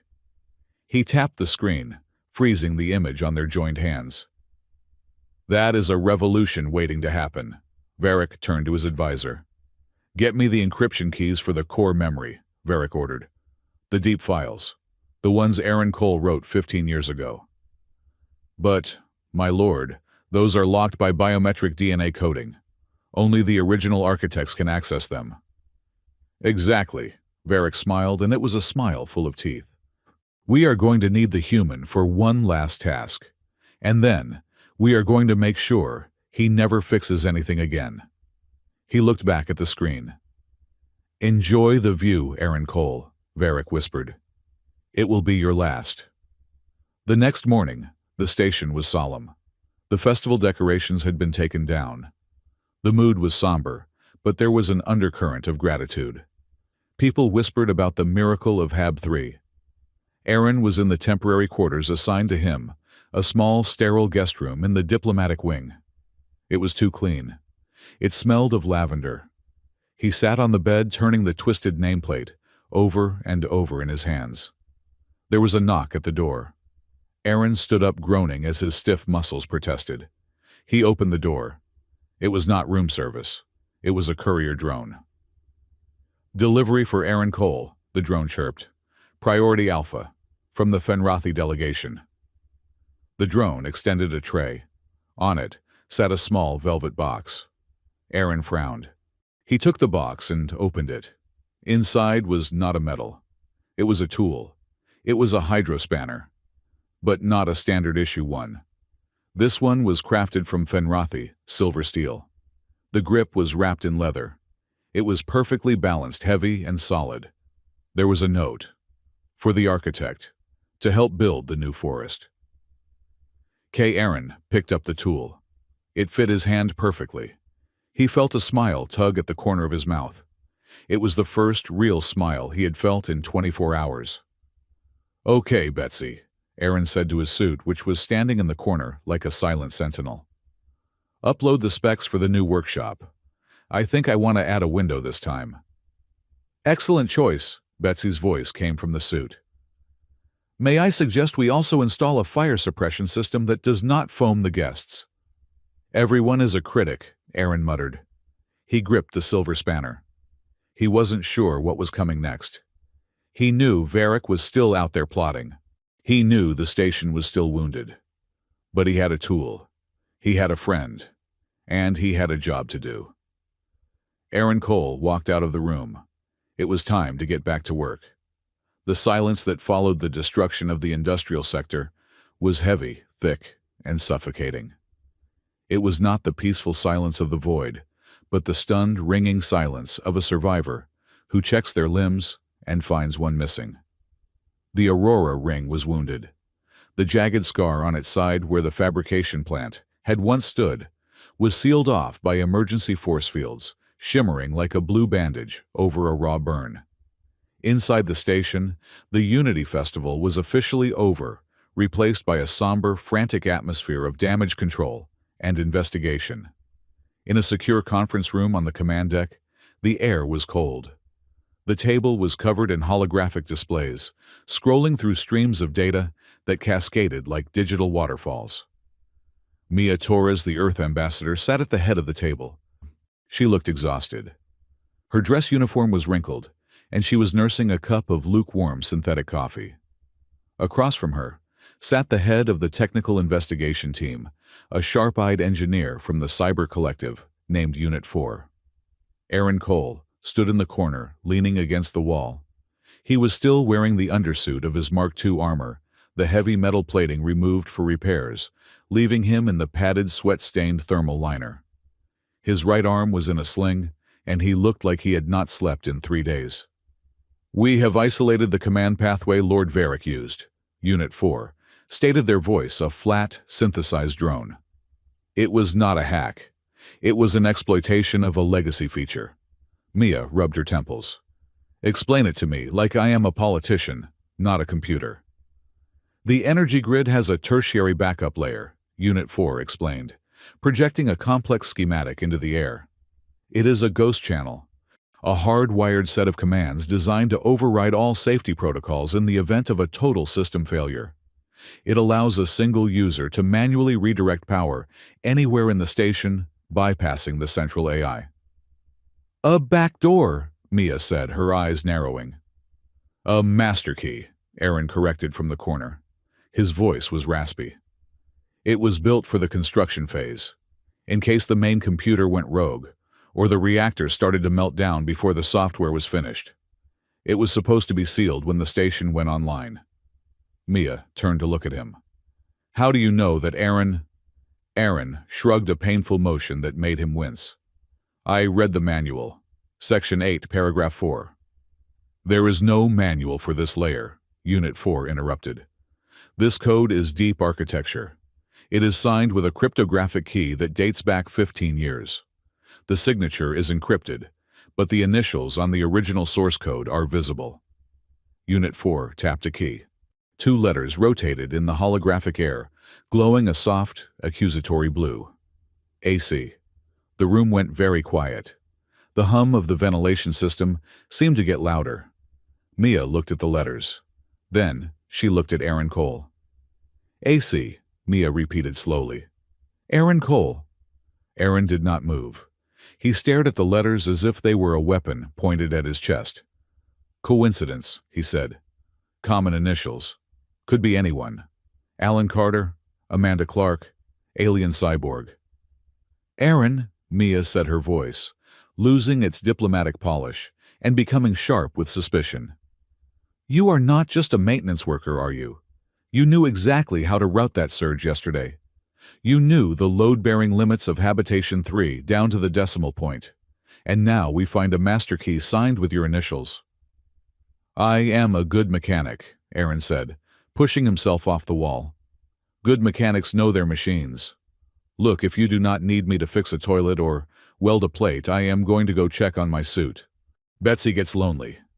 He turned to leave, his movements stiff and evasive. Stop, Mia commanded. We are talking about the security of the entire station. If you were part of the founding team. I was a junior engineer. Aaron snapped, spinning around. The sudden anger in his voice startled everyone. I carried toolboxes. I fetched coffee. I watched the big screens while the important people made the decisions. Do not pin this on me, Mia. I just fixed the pipes. He stormed out of the room, the door hissing shut behind him. Mia watched him go, her expression troubled. She looked back at the holographic initials. He is lying, Mia whispered. Probability is 99%, Unit 4 agreed. Outside in the corridor, Aaron leaned his forehead against the cool metal of the bulkhead. His heart was hammering against his ribs. He felt like he couldn't breathe. The walls of the station, usually his friends, felt like they were closing in. He needed to get away. He needed to be somewhere where the ghosts were quiet. He began to walk aimlessly at first, then with purpose. He headed toward Sector 4, toward the scar. He didn't notice the shadow following him. Queen Kayla had been standing in the alcove near the conference room. She had not intended to eavesdrop, but Fenrathi's hearing was acute. She had heard every word. AC, 15 years, the master key. She stepped out of the shadows, her silver boots making no sound on the deck. She watched Aaron's retreating figure. He walked with a limp, his head bowed, the weight of the invisible world pressing down on his injured shoulder. She reached into her memory. She pulled out the fragment that had been haunting her since the first trial. The smell of burning ozone, the scream of metal, the feeling of weightlessness, and a hand. She looked at her own hand encased in a sleek, silver gauntlet. Then she remembered the texture of the hand that had saved her. It had been rough, pitted metal, rusted orange paint. And she remembered the voice, distorted by a helmet speaker. Yes, but the cadence was the same. The way he used humor to mask fear. Gotcha. Hold on, little wolf. Do not let go, or I will have to fill out paperwork. Kayla's eyes widened. The realization hit her, not like a lightning bolt, but like the rising sun, inevitable and blinding. She followed him. Sector 4 was deserted. The festivities had never reached this far down, and now, with the station in mourning for the industrial sector, the hallways were dim and silent. Aaron stood before the old scar on the wall, the one he had checked before the festival began, the one he had touched 1,000 times. He traced the blackened edge of the titanium with his good hand. You are a coward, Aaron, he whispered to the silence. You run away from the metal, you run away from the truth, and now you are running away from her. Who are you running from? The voice was soft, but it carried the authority of a queen. Aaron froze. He didn't turn around. He stayed facing the wall, his hand resting on the burn mark. Go away, Kayla, he said, his voice thick. Please, I am not in good company right now. I did not come for company, Kayla said. She stepped closer. The scent of her winter air and ozone drifted to him. I came for the truth. You heard Mia, Aaron said, resting his forehead against the wall. I am just a grease monkey who got lucky with a manual. Liar, Kayla said. She reached out, grabbing his good shoulder and spinning him around. She slammed him back against the wall, not violently enough to hurt, but hard enough to trap him. Her eyes were blazing. Do not lie to me, Aaron Cole. Not here. Not in front of this. She gestured to the scar on the wall. Aaron looked at her. He looked at the fierce intelligence in her eyes, And he knew the game was over. The mask he had worn for 15 years had finally cracked. "What do you want to know?" Aaron asked, his voice breaking. "This mark," Kayla said, pointing to the scorched metal. "Everyone says it was a structural failure during the test fire. They say the human engineers were negligent. They say it was an accident." "It was not an accident," Aaron said. He slid down the wall until he was sitting on the floor, his legs sprawled out. He looked up at the ceiling. "It was arrogance." Kayla sat down beside him. She didn't care about the dust on her royal robes. She sat cross-legged facing him. "Tell me." Aaron closed his eyes. 15 years ago, he began, his voice low and raspy. "I was 25. I was brilliant. I was arrogant. I was the lead architect for the Safety Systems Division. Not a junior engineer. The lead." He opened his eyes and looked at his hands. The council wanted the Aurora ring to open early. The Unity Treaty was being signed and they needed a symbol. They pushed the schedule up by 6 months. My boss, Jack Mason, fought them. He said the thermal regulators weren't calibrated. But I told him I could fix it with software. Aaron laughed, a bitter, dry sound. "I wrote a patch. The ghost channel. It was supposed to balance the load dynamically. It worked in the simulations. I was so proud of it." "And then the fire happened," Kayla whispered. "We initiated the test fire," Aaron continued. "We brought the reactor up to 80%. At first it was fine. Then the sensors in Sector 9 spiked. My code didn't account for the thermal expansion of the physical conduits. The software was perfect, but the metal was real. It started to warp." He took a shaky breath. "The fire spread in seconds. The gravity stabilizers failed. The station started to spin off axis. We had thousands of workers on board and their families. It was chaos." Kayla watched him. She could see the reflection of the fire in his eyes, burning across the decade and a half. "I had a choice," Aaron said. "The main vents were jammed. The only way to stop the reactor from cracking the station in half was to divert the plasma manually into the emergency exhaust." "The one that wasn't finished," Kayla guessed. "Yeah," Aaron nodded. "I put on the suit, the prototype Mark II. It was brand new then, bright orange.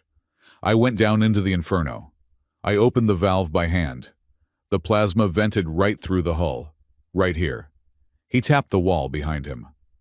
"It saved the station," Aaron said softly. "But the venting caused a backdraft in the adjacent corridor. The gravity failed completely there. People were trapped, floating in the smoke." He looked at Kayla. "I went in. I had to. It was my code that broke the world. I had to pull them out." "You saved them," Kayla said. "Not all of them," Aaron whispered. "I grabbed who I could. A mechanic, a diplomat, a teacher, and a group of cubs." Kayla stopped breathing. "They were huddled together," Aaron said, staring at his hands as if he could see the scene playing out in his palms. "Floating in a ball of fur and fear. The gravity was twisting, tearing the room apart. I tied my safety line to a bulkhead and jumped. I grabbed them, one by one. I shoved them into the airlock." He looked at Kayla, his eyes wet. "There was one little one. The last one.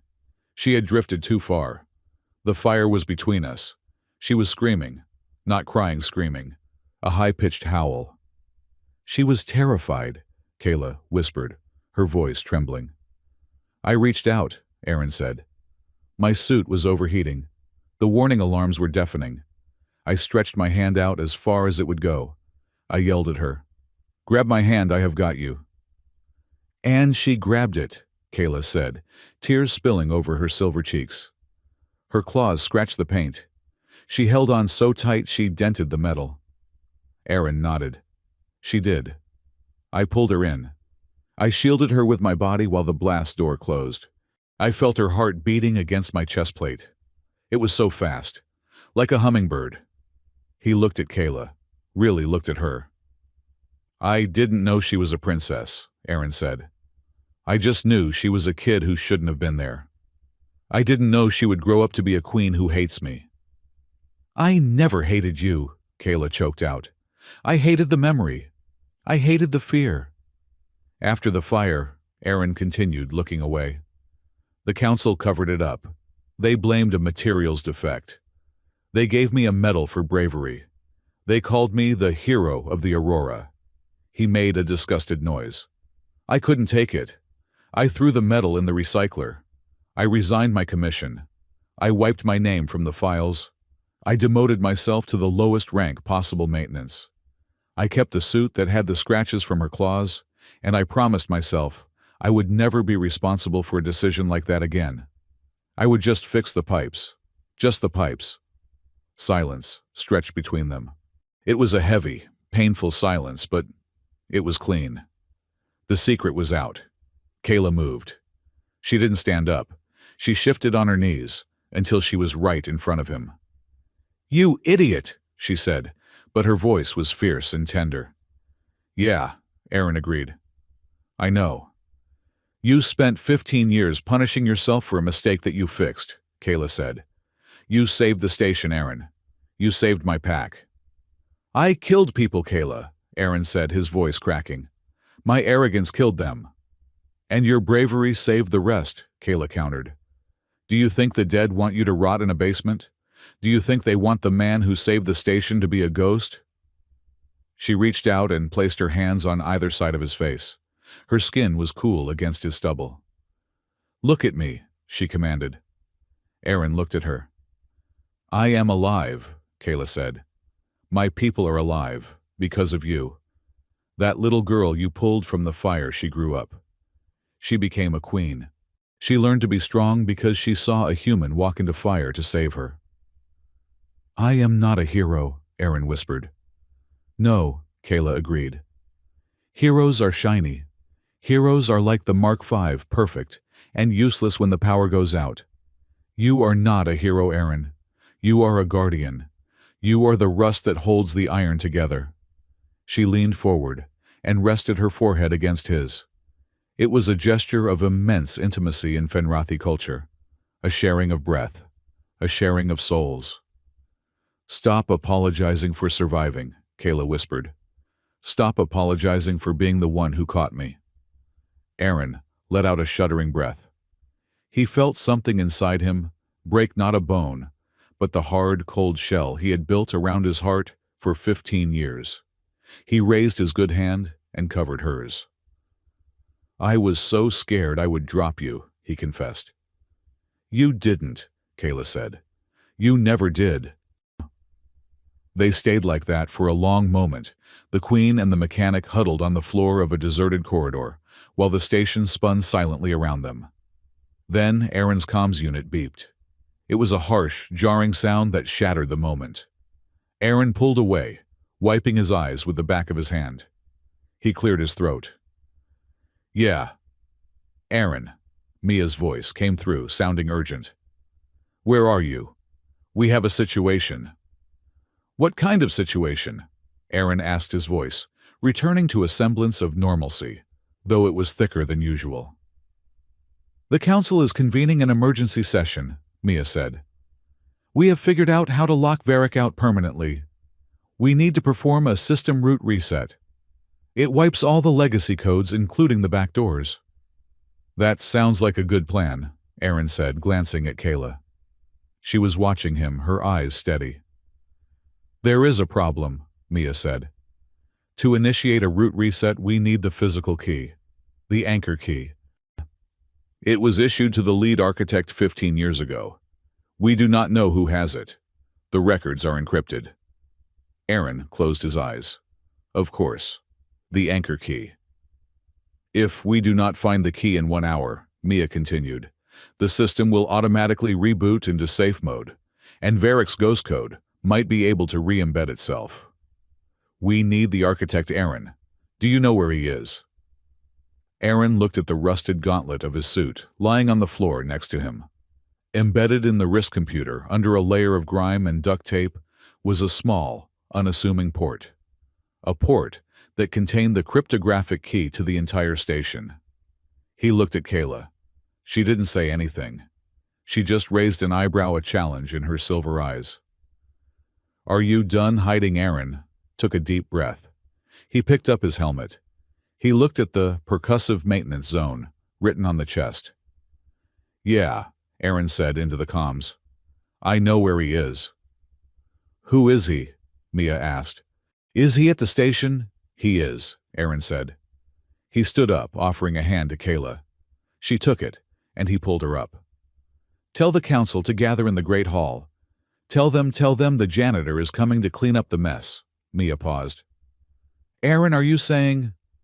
I am saying I am done fixing toilets, Mia, Aaron said. I am coming to fix the core. He cut the connection. He looked at Kayla. She was smiling. It wasn't a diplomatic smile. It was a wolf's smile, sharp, dangerous, and proud. You are going to make a scene, Kayla said.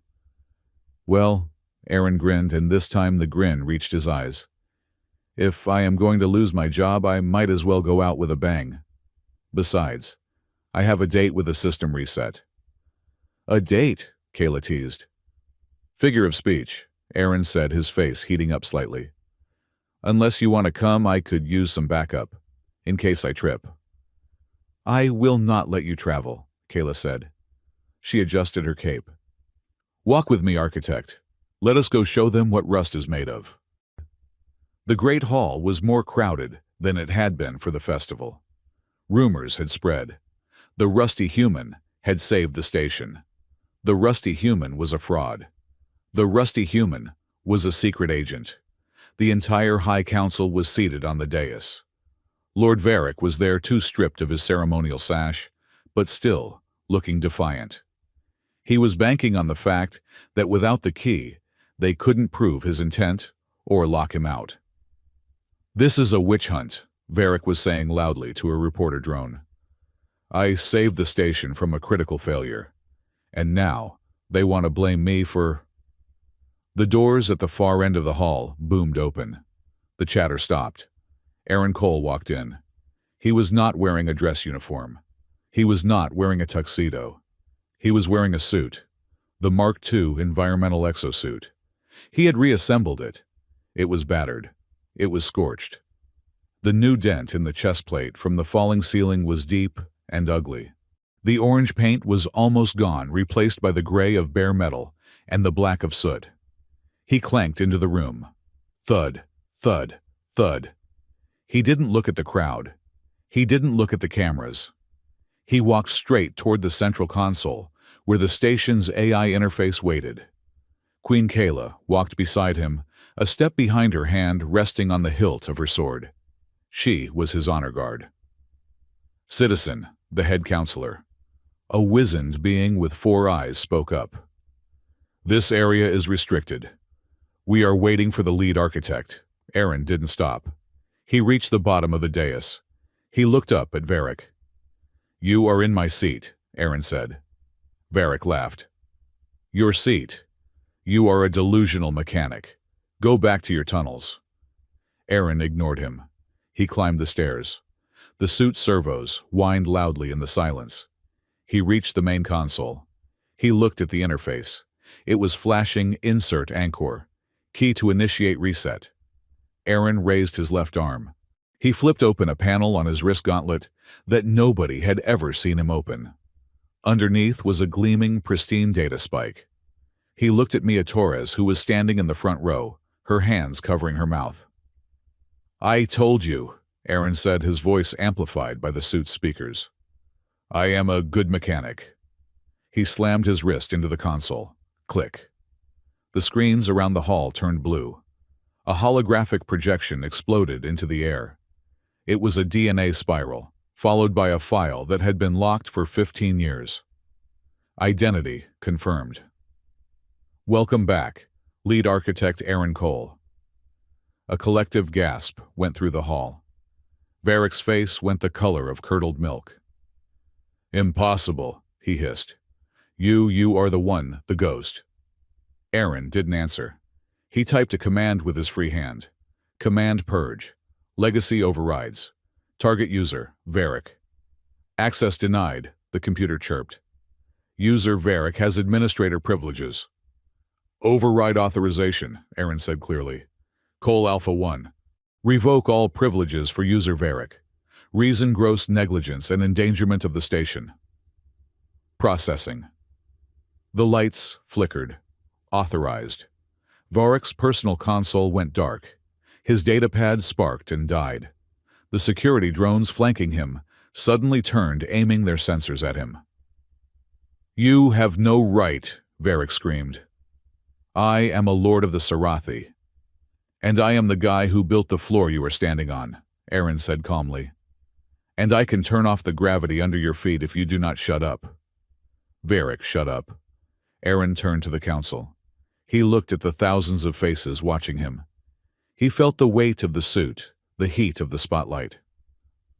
"I know what you are thinking," Aaron said to the room. "Why did I hide? Why did I let you think I was just a janitor?" He touched the chest plate of his suit. "Because 15 years ago I made a choice that cost lives. I thought if I hid, I could not hurt anyone else. I thought if I was just a pair of hands I wouldn't have to be a conscience." He looked at Kayla. She nodded. "But a wise woman told me recently," Aaron continued, his voice softening, "that you cannot fix the future if you are afraid of the past. This station is not perfect. It is rusted. It is patched together. It has scars." He tapped the dent in his chest. "But that is what makes it strong. We break. We fix it. We survive." He looked back at the console. "System reset complete," he announced. "The station is secure. And for the record," he looked at Varric, "the ghost channel is closed, permanently." He pulled his wrist free from the console. The silence held for a heartbeat. Then, it wasn't applause that broke it. It was Mia Torres. She stepped forward, tears in her eyes. She didn't clap. She saluted. Not a military salute, but an engineer's salute, a fist over the heart. Then the technicians in the back of the room did it. Then the security guards. Aaron stood there stunned. He had expected anger. He had expected a trial. He got respect. He looked at Kayla. "I think I kept my promise," he said to her, his external speakers off just for her. "I did not drop them." "No," Kayla said, stepping up beside him. "You carried us all." "So," Aaron said, looking at the crowd, "does this mean I get a raise because my workshop is gone and I need to buy a new coffee maker?" Kayla laughed, and for a moment the politics, the danger, and the scars faded away. There was just a man in a rusty suit and a queen who was finally home. But the ceremony wasn't over. The High Counselor stepped forward. "Architect Cole," he said, "the station requires a new oath, a new guardian. The protocol dictates that the anchor must be sworn in." "I do not have a dress uniform," Aaron said. "The suit," the counselor said, looking at the battered metal with new eyes, "is more than appropriate." Aaron stood tall. He felt the aches in his body, the pain in his shoulder, the fatigue in his bones. But for the first time in 15 years, he didn't feel heavy. He was ready. The great hall of the Aurora Ring was usually a place of noise, of clinking glasses, political debates, and the hum of commerce. Today, it was a cathedral of silence. The decorative banners from the Unity Festival had been taken down, replaced by the stark, functional lighting of the station's maintenance grid. In the center of the vast circular room stood the core interface, a monolith of obsidian glass and pulsing light that connected directly to the station's artificial brain. It was rarely exposed. Usually, it was hidden behind layers of security fields and holographic curtains. Today, it stood bare, waiting for a touch that could heal the wound in the station's soul. Delegates from every member species of the Alliance stood in concentric circles. There were the amphibious aquatic diplomats in their hovering tanks, the rock-skinned Gorn, standing like boulders, the ethereal Kestrel delegates, perched on high railings, and the humans looking small and anxious in their dress uniforms. Mia Torres stood at the front of the human delegation.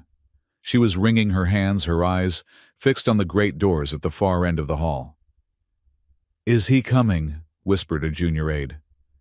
"He said he would," Mia replied quietly.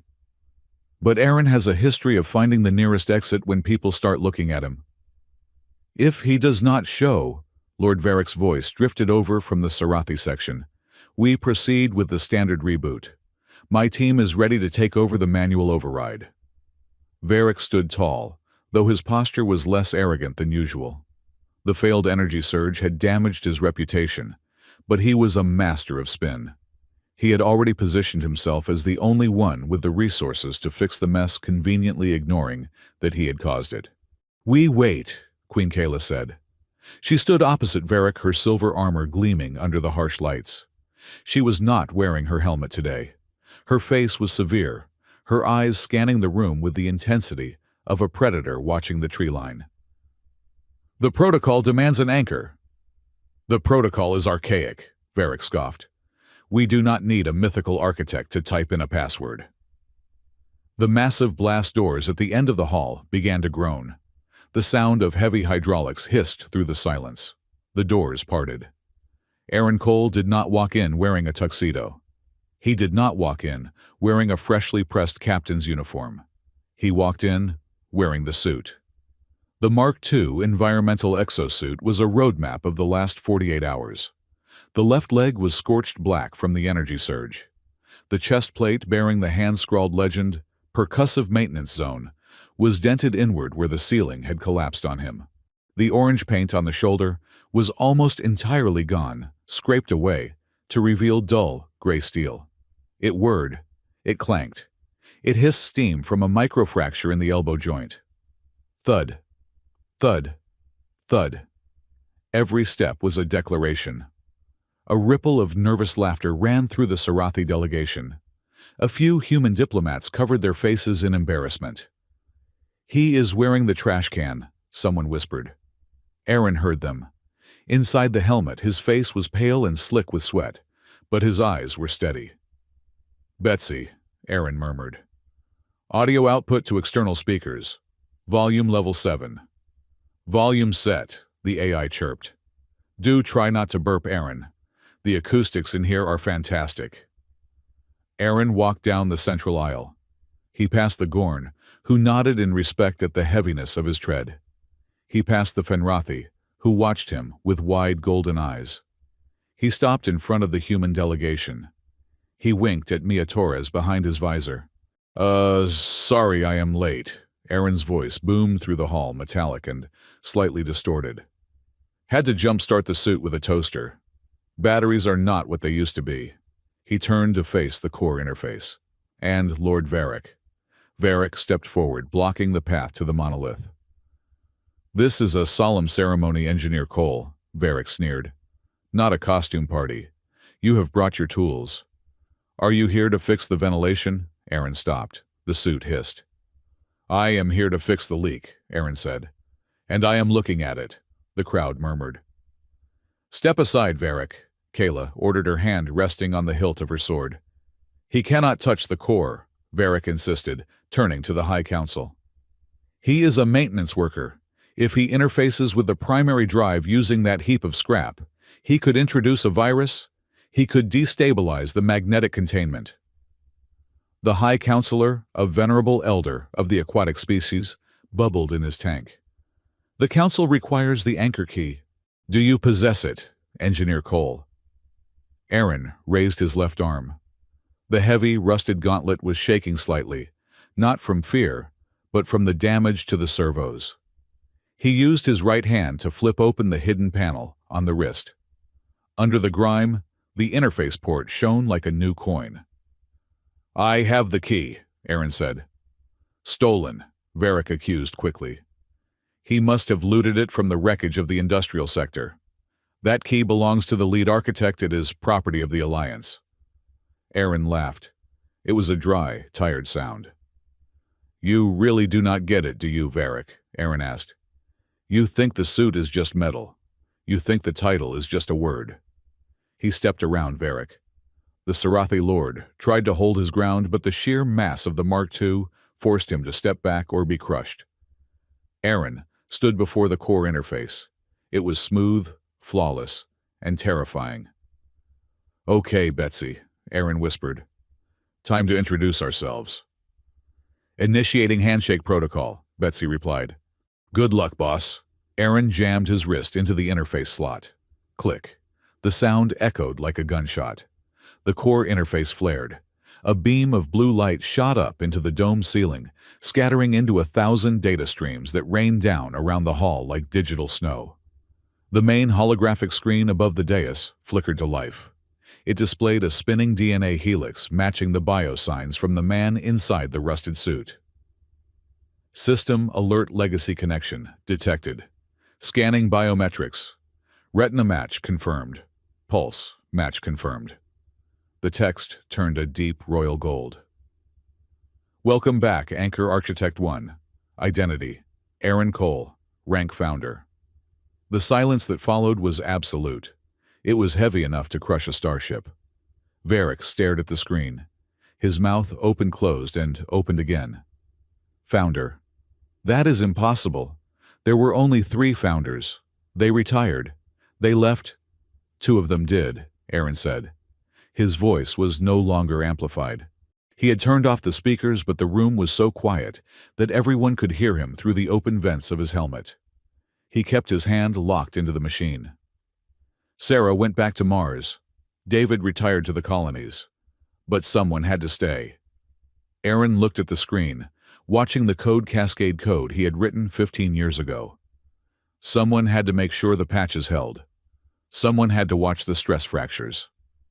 You were the junior engineer, Mia Torres gasped, stepping forward. That was your file.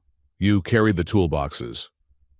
I demoted myself, Aaron said, not looking at her. After the test fire, after the people died, I could not be the architect anymore. I could not be the man who sat in the tower and made the decisions that killed people. So I erased the file. I became the guy who fixes the mistakes, not the guy who makes them. He turned his head inside the helmet to look at the council. I hid, Aaron said. I'll let you mock the suit. I let you laugh at the rust. Because every time I looked at this suit, I saw the people I did not save. I thought if I stayed in the shadows, I could keep you safe without having to lead you. He took a deep breath. But I was wrong. Shadows do not stop monsters. He glanced at Varric. They just give them a place to hide. Aaron turned back to the console. His fingers, clumsy in the thick gloves, flew across the holographic keyboard. System, Aaron commanded. Execute Protocol Sunlight. Protocol Sunlight engaged. The screen changed. It brought up a complex web of red lines, the ghost channels Varric had used to manipulate the power grid. These are the back doors, Aaron said, his voice hard. I built them to save the station in an emergency. Lord Varric used them to play God. I did what was necessary, Varric shouted, panic rising in his voice. I stabilized the grid.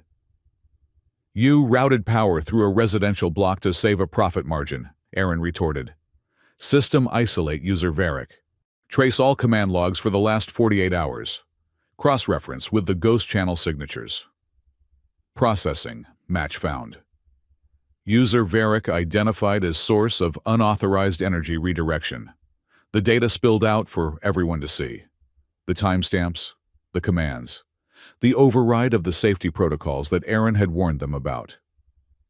He tried to wipe it, Aaron said. But you cannot wipe the core logs when the man who wrote the logging software is standing right here. The High Counselor turned his 4 eyes toward Varric. Is this accurate, Lord Varric? Varric looked for an escape. He looked at his guards, but they were backing away. He looked at the other Sarathi, but they were looking at the floor, distancing themselves from the failure. I acted in the interest of the Alliance, Varric stammered. He is biased. He is emotional. I am emotional, Aaron agreed. I am very emotional about children not getting vaporized. Aaron typed one final command. Command revoke access. Target Varric. Status permanent. The lights on Varric's ceremonial collar died. The datapad in his hand went blank. The automated doors behind him locked. Lord Varric, the High Counselor boomed. You are stripped of your rank. You are stripped of your title. You are hereby remanded to the custody of the Station Safety Committee. Prison, Varric sneered. trying to salvage some dignity. "You cannot imprison a Sarathi lord." "Not prison," Aaron interrupted. He pulled his hand from the interface. The connection severed with a hiss of steam. "I have a better idea." Aaron turned to face the fallen lord. "The station needs safety inspectors. People crawl into tight spaces. People check the sewage recyclers for clogs. People can read the boring logs that nobody else wants to read." Aaron grinned behind his visor. "You wanted to control the station, Varric, fine. You can inspect every inch of it, starting with the waste management sector. 12 hours a shift, no robots, just you and a manual." Varric's face went pale violet. "Manual labor, that is barbaric." "That is justice," Kayla said, stepping up beside Aaron. "Take him away." The security drones moved in. Varric was escorted out, shouting threats that nobody listened to. The hall was quiet again. But the tension had shifted. It was no longer fear. It was anticipation. The system pinged. "Reset complete. System integrity. 100%. New Guardian profile required. Please remove helmet for biometric scan." The words flashed on the giant screen. Aaron stood frozen. He hadn't taken his helmet off in public in 15 years. The helmet was his shield. It was the only thing that separated Aaron, the man, from Aaron, the failure. "Do it," a small voice whispered in his ear. Not Betsy. He looked to his right. Kayla was there. "They need to see you," Kayla said softly. "Not the suit. You." Aaron lifted his hands. The servos whined. He gripped the locking seals at his neck. Hiss! The pressure seal broke. A plume of stale air escaped. Aaron lifted the heavy, battered helmet. He pulled it up and off. His hair was matted with sweat. His face was smeared with grease and soot. He had a 3-day stubble that was turning gray at the chin. There was a fresh cut on his cheekbone from where the helmet padding had slammed into him during the collapse. He looked exhausted. He looked old. He looked human. He blinked in the harsh light, his eyes adjusting. He looked out at the thousands of faces. He didn't see judgment anymore. He was curious. He took a breath of the room's air. It smelled of perfume and ozone, but for the first time it didn't smell of fear. Aaron Cole stood revealed. The architect, the janitor, the guardian. And then movement caught his eye. Queen Kayla of the Fenrathi took a step forward. She moved to the center of the dais, placing herself directly between Aaron and the crowd. She stopped. She looked at him. Her expression was unreadable. Then slowly, deliberately, she lowered herself. The silver armor clinked against the floor. Kayla dropped to one knee. She bowed her head, exposing the vulnerable nape of her neck, the ultimate sign of trust in Fenrathi culture. She placed her right fist over her heart. The sound of the queen kneeling echoed through the hall. On behalf of the children saved during the test fire, Kayla's voice rang out, clear and strong, without amplification. She looked up, her eyes locking onto Aaron's. On behalf of the children of Habitation 3, who sleep safely tonight because of your sacrifice. She lowered her head again. I, Kayla, of the Fenrathi bow before the guardian of Aurora. A gasp tore through the assembly. A queen never bowed, not to a human, not to a mechanic. Aaron stood there, his helmet tucked under his arm, his mouth slightly open. He felt tears prickling his eyes, hot and sudden. Then a shuffling sound. From the Gorn delegation, the massive stone ambassador rumbled. He did not kneel. His anatomy made it difficult. But he slammed a massive fist against his chest, the sound like a falling boulder. Guardian, the Gorn rumbled. From the aquatic tanks, the diplomats pressed their webbed hands against the glass. And then the humans. Mia Torres was crying openly now. She bowed her head. The technicians behind her bowed. It wasn't a submission. It was a wave of gratitude that washed over the hall. Aaron felt his knees shaking. He wanted to put the helmet back on. He wanted to hide, but he couldn't. Then, the line of diplomats broke. A small figure darted out. It was a Fenrathi cub barely 5 years old, fur fluffing out in excitement. Behind him ran a human child. They scrambled up the dais, ignoring the protocol droids. The cub stopped in front of Aaron. He held out a small, dirty hand. In his palm was a piece of twisted metal. It was slang from the industrial sector. It was ugly, burnt and sharp. "For you," the cub chirped. "A medal." Aaron looked at the piece of trash. It was the most beautiful thing he had ever seen. He dropped to one knee painfully, his suit groaning, so he was eye level with the kid. He took the piece of metal. "Thank you," Aaron whispered, his voice thick. "This is better than gold."